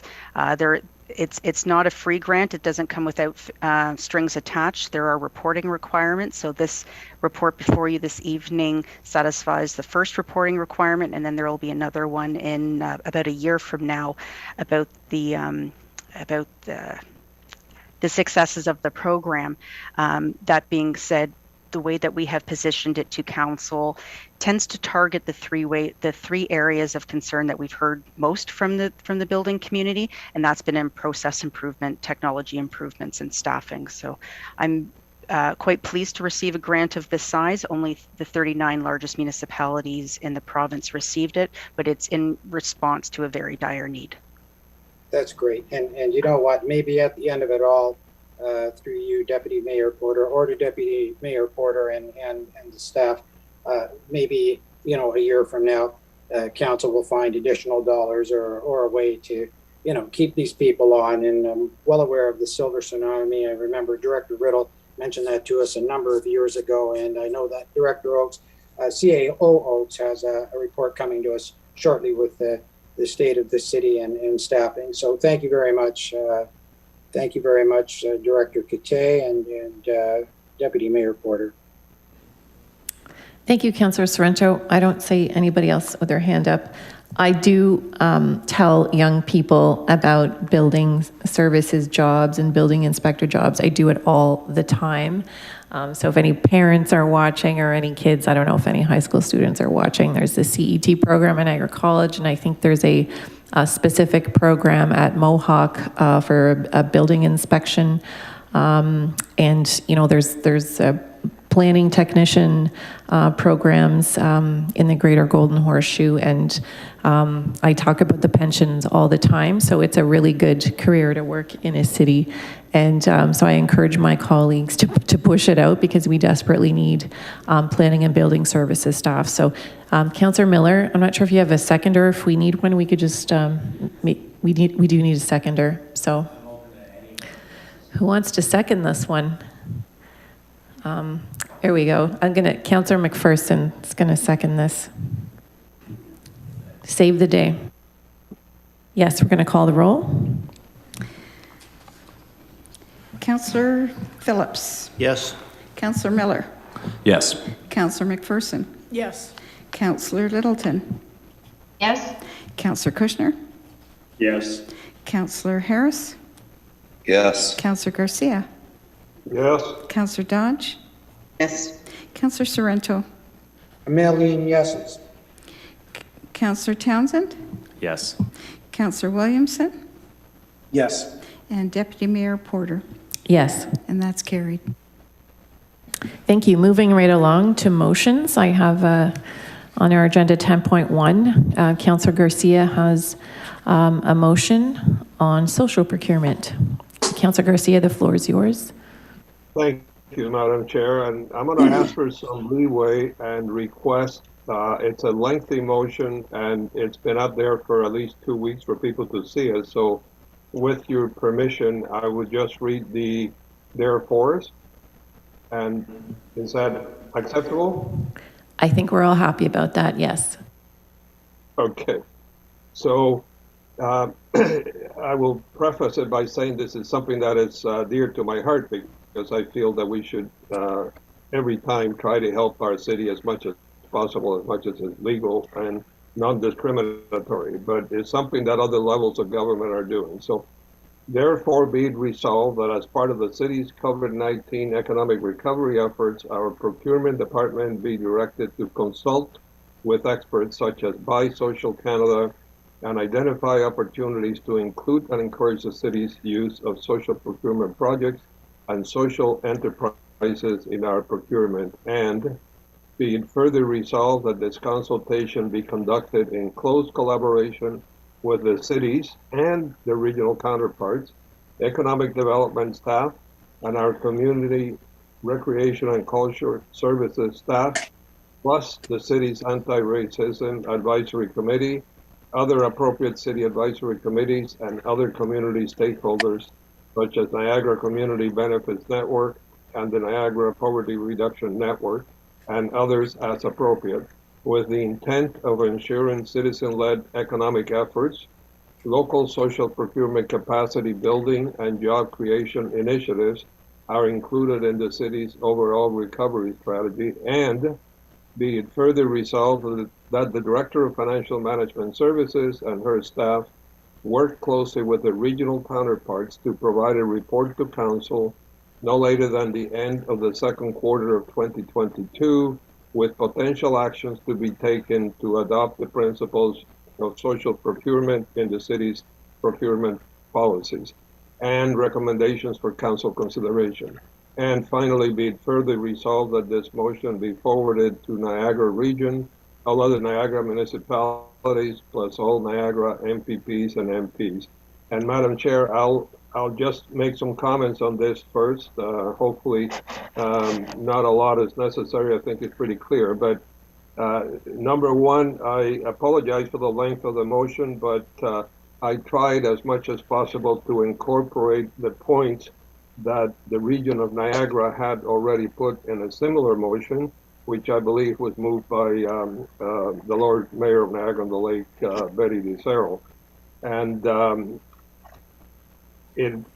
it's important to understand that we are not asking for anything that is unfair or discriminatory in any way. We just want to make sure that wherever possible, if bids on a particular project are essentially equal, that we give the benefit to the city wherever possible, and that we can select one that provides community benefits locally. And I want to thank the Anti-Racist and Advisory Committee, who already requested a diversity supplier policy, and this will be included in the report that I am requesting. But my report will be more all-encompassing, including also economic benefits, environmental and cultural impacts, and alleviate some of the pandemic effects, etc. So again, whenever bids are essentially equal, if we can provide benefits to our community, so much the better. But we certainly cannot discriminate unfairly. Thank you, and I hope everybody will support this. Thank you, Councillor Garcia. And I have Councillor Townsend with his hand up. Thank you, Deputy Mayor Porter. My question is, I'm not against this, but my question here is in aspects of the first clause, where we're talking about creating a fair process for groups through procurement. But in the first paragraph, it literally specifically mentions an expert's company by Social Canada. Is that something that we should have in this motion based on what the whole goal of this is? Well, we're saying experts such as by Social Canada.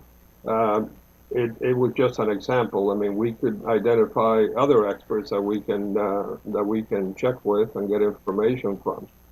As I said, the region is already working on this. I know the mayor was very supportive when this came before regional council, and other levels of government, including the federal and provincial governments, are working on similar initiatives again. Okay, thank you for that. I would just be more comfortable probably removing that because it specifically mentions specific experts under by Social Canada. So is that something that the mover would be open to just removing? Yeah, that's certainly not an issue. I'm just saying consult with experts.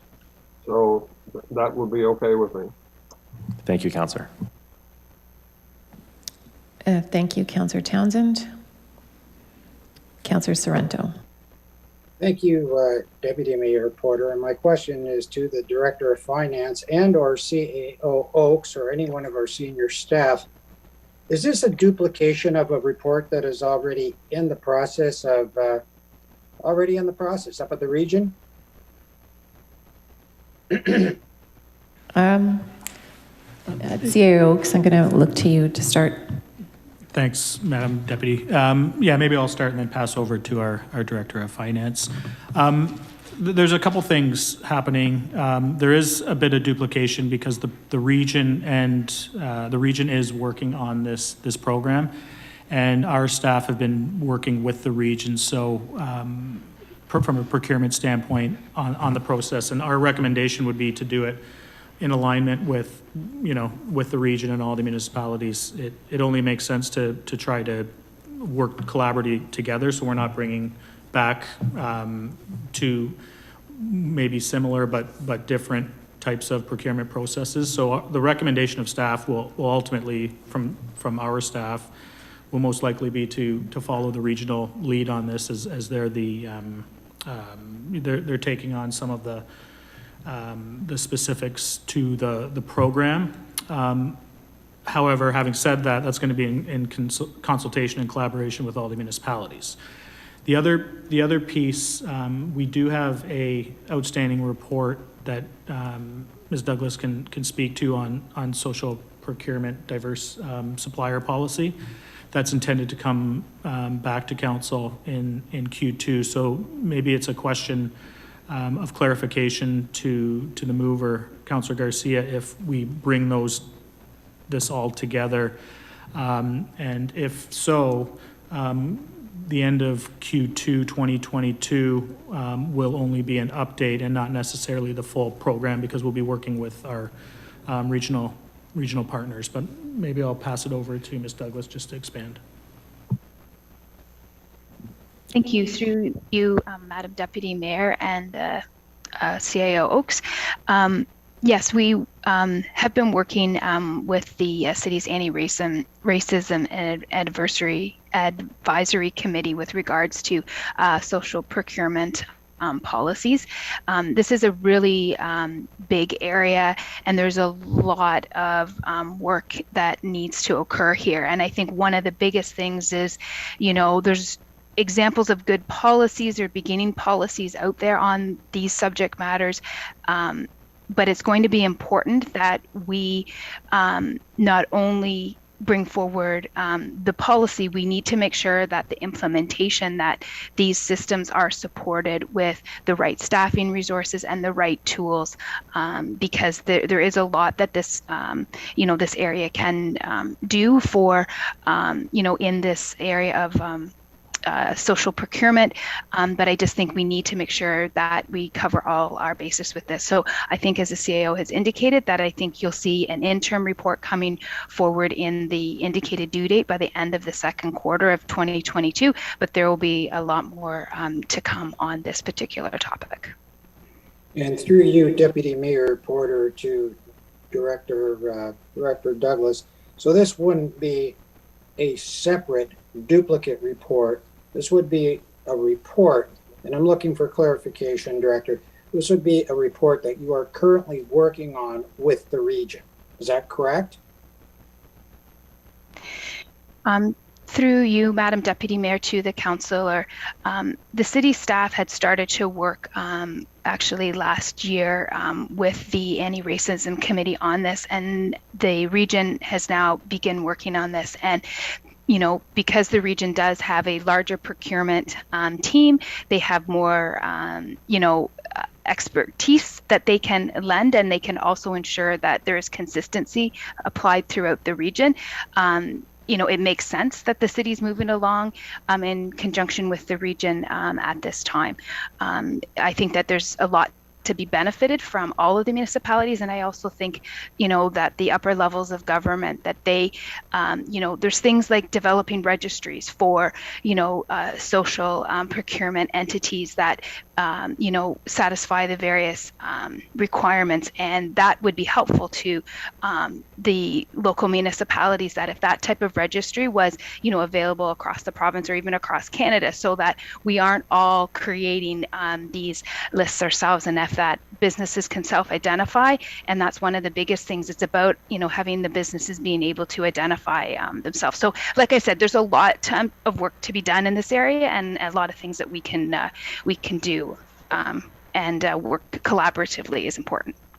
Yep. Okay. All right. That's great. Thank you, Director and CAO Oakes and Deputy Mayor Porter. That's no further questions. Thank you.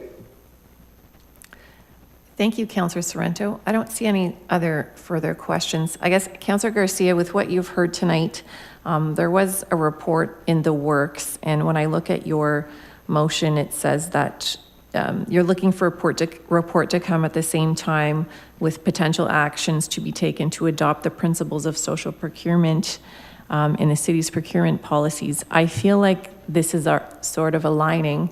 Would you agree that what you're requesting here and the report currently being worked on by Director Douglas's team would likely be aligned? I'm certainly happy to put this motion forward because I think it adds more context, and it does actually help inform all of us about the benefits of social procurement. But you haven't heard anything that just kind of goes against what you're trying to do here this evening, have you? No, and they will definitely be aligned, but as I explained, and I was in touch with the Anti-Racism Committee, they specifically had requested, my understanding, a diversity supplier policy. And what I'm pointing out here is that social procurement, of course, includes diversity, but it includes other potential social benefits. And I thank the CAO for talking about the other municipalities, but again, I wanted our municipality to take the lead on this because my understanding is that we would be the first municipality to pass something saying that we're going to work in conjunction with the region, supporting what they initiated, but working closely with them, but tailor it to our city as well. And I certainly hope that he's right and all the other municipalities jump in as well. Okay, and I'm going to look to CAO Oaks. The work on the region, do you know when this is going to be completed? Maybe you mentioned it and it just went over my head, but. Through you to yourself, we don't have a specific date. What the point I'm trying to make is the region will be initiating the project based on the motion that was approved at Regional Council. We support it 100%. As staff, and we want to work in collaboration with the region on that. So there's no issue there. The concern from my perspective is more on the timing side of the equation, where we can't necessarily bring, if we're working in collaboration, we can't necessarily bring the report and recommendations ahead of the region. It has to be done in conjunction. So that was the point of noting the end of the second quarter of 2022 and trying to bridge the outstanding report with the work that's happening at the regional level. So I don't have a date, quite honestly, with where the region action plan or work plan is targeting at this stage. Okay, thanks. When I read Councillor Garcia's motions, it says, with potential actions to be taken to adopt the principles of social procurement. So I feel like Councillor Garcia is asking for the steps that we would need to take. And if those steps mean aligning with the region's plan and taking advantage of their bigger resources. Councillor Garcia, would you agree with that? You'd be happy with a report that includes all of the steps that we would need to do to get towards a social procurement policy? You're not looking for the policy in Q2, right, to be finished? So, Madam Chair, and to the CAO as well through you, the end of Q2 2022, I picked specifically from the region's motion. That's when they asked for it. So I just tied it together to about the same time. But if the CAO feels that if they are shooting for second quarter of 2022, the end of it, and maybe we should say third quarter so that we have the benefit of their hopefully having finished theirs.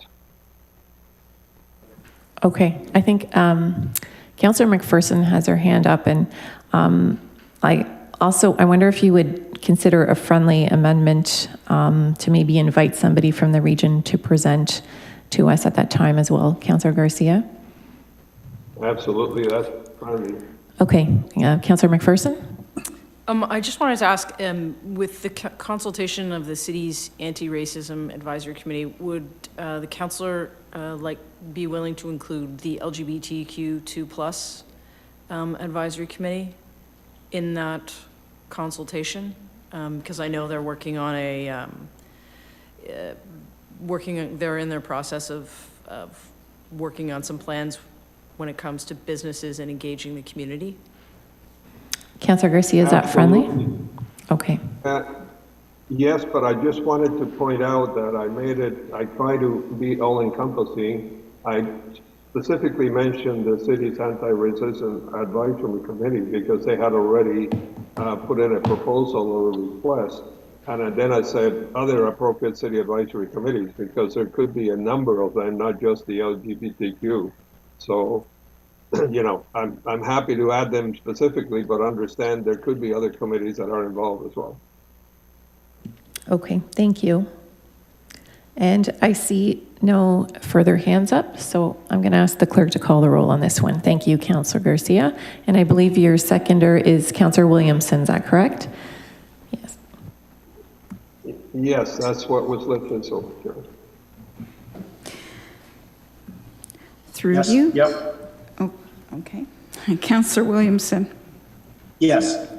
Councillor Townsend. Yes. Councillor Sorrento. Yes. Councillor Phillips. Yes. Councillor Dodge. Yes. Councillor Garcia. Yes. Councillor Harris. Yes. Councillor Kushner. Yes. Councillor Littleton. Yes. Councillor McPherson. Yes.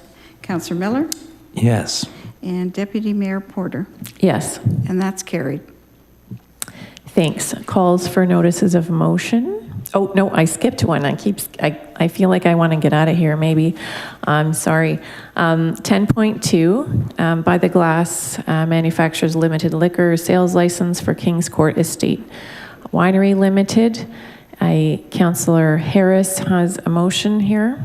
And Councillor Harris, the floor is yours. I'm just going to ask Councillor Kushner if you'd like to second the motion. My pleasure. There you go. I really have nothing to say. It's just more or less a housekeeping issue. So hopefully there's no questions and we can call the question. Okay. I don't see any. The motion's on the floor here. It's just, it is a housekeeping item. Nobody has their hand up, so we're going to ask the clerk to call the roll. Through you, Deputy Mayor. Councillor Garcia. Yes. Councillor Harris. Oh, sorry. Yes. Councillor Dodge. Yes. Councillor Kushner. Yes. Councillor McPherson. Yes. Councillor Littleton. Yes. Councillor Miller. Cheers. Councillor Sorrento. Chin chin, yes. Councillor Townsend. Yes. Councillor Williamson. Yes. And Deputy Mayor Porter. Yes. And that's carried. Thank you. Unanimous. Calls for notices of motion to be discussed at the next meeting, which is on March 7th, which is next week. I don't see any calls for notices of motion. I don't think anything's been sent in. So we'll move along to report requests. Are there any notices of report requests? And seeing none, we're going to move to committee and task force minutes.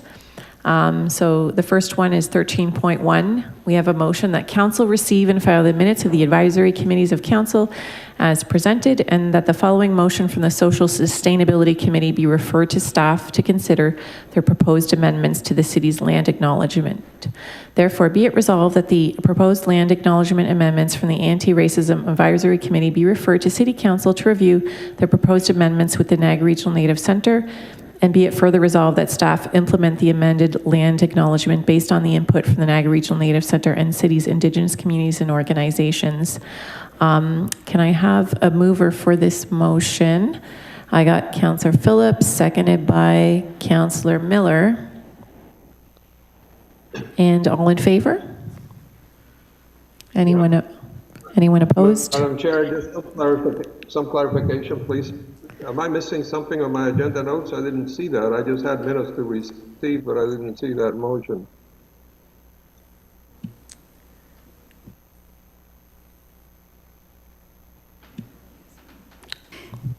You may have missed it, Councillor. Apparently it was out there. Sorry, I don't have the agenda in front of me, just the script. I'm just looking at agenda notes, but that's okay. I mean, I have nothing against it. I was just curious. Okay, I think that we voted on that, did we not? Yeah, okay. I'm going to move on to 13.2, amendment to terms of reference for Public Art Advisory Committee. And we have a motion that the terms of reference for the Public Art Advisory Committee membership be amended to include one representative from the Rodman Art Institute of Niagara and one representative from the faculty of Brock University's Marilyn I. Walker School of Fine and Performing Arts. And can I have a counselor, Councillor Garcia, the chair of the Cultural Sustainability Task Force, going to move that. Can I have a seconder? I got Councillor Townsend. Thanks. All in favor? Anyone opposed?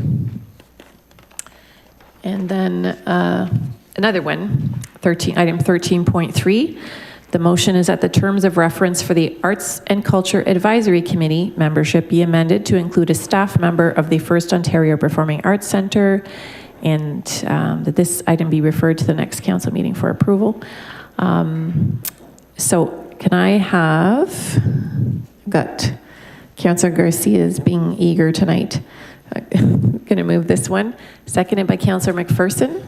All in favor? Thank you. And anyone opposed? No. And now we're going into 14. I'm going to look to the clerk to read the reason for going into closed session. Through you, Deputy Mayor. This evening's closed session is regarding a property matter, disposal of 320 Geneva Street, Realty File number 20046, closed session report pursuant to Bylaw 2021-124, Section H3.1C, a proposed or pending disposition of land by the municipality of the local board. Disclaimer to be read is by attending the closed session, each member acknowledges that their obligations under the Code of Conduct, including responsibilities related to the confidentiality of closed session materials and discussions, remain the same as if they were physically present at the meeting. This includes that members are not permitted to record the proceedings and must ensure that no other person can see or hear any of the confidential deliberations taking place. Thank you. Thank you, Madam Clerk. Can I have a motion that we go into closed session for the reason noted by the City Clerk, and that the members of Council acknowledge their obligations under the Code of Conduct during the closed session? Councillor McPherson, seconded by Councillor Phillips. All in favor? Thank you. It's carried.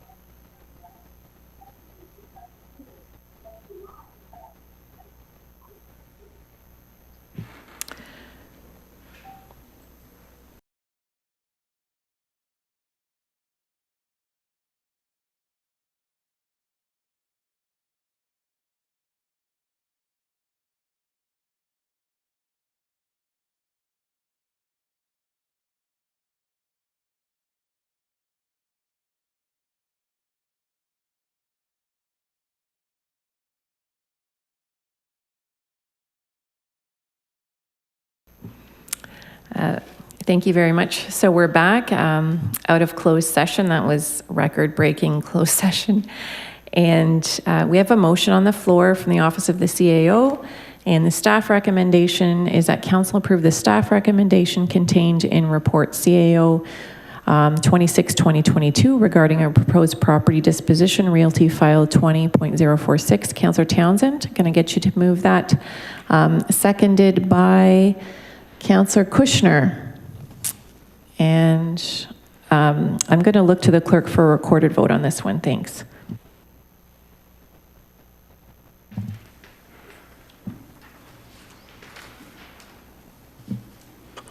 Through you, Deputy Mayor Porter. Councillor Dodge. Yes. Councillor Garcia. Yes. Councillor Harris. Yes. Councillor Kushner. Yes. Councillor Littleton. Yes. Councillor McPherson. Yes. Councillor Miller. Yes. Councillor Phillips. Yes. Councillor Sorrento. Yes. Councillor Townsend. Yes. Councillor Williamson. Yes. And Deputy Mayor Porter. Yes. And that's carried unanimously. Thanks. Reading of the bylaws. So the bylaws listed on the council agenda as A to G be read a first time, considered and passed, and that they be signed and executed by the mayor and the city clerk. Councillor Littleton, can I get you to move that? Seconded by Councillor McPherson. Thank you. We need to do a recorded vote on this one as well. Oh, we do? Okay, a recorded vote. Thank you. Councillor Williamson. Yes. Councillor Townsend. Yes. Councillor Sorrento. Yes. Councillor Phillips. Yes. Councillor Miller. Yes. Councillor McPherson. Yes. Councillor Littleton. Yes. Councillor Kushner. Yes. Councillor Harris.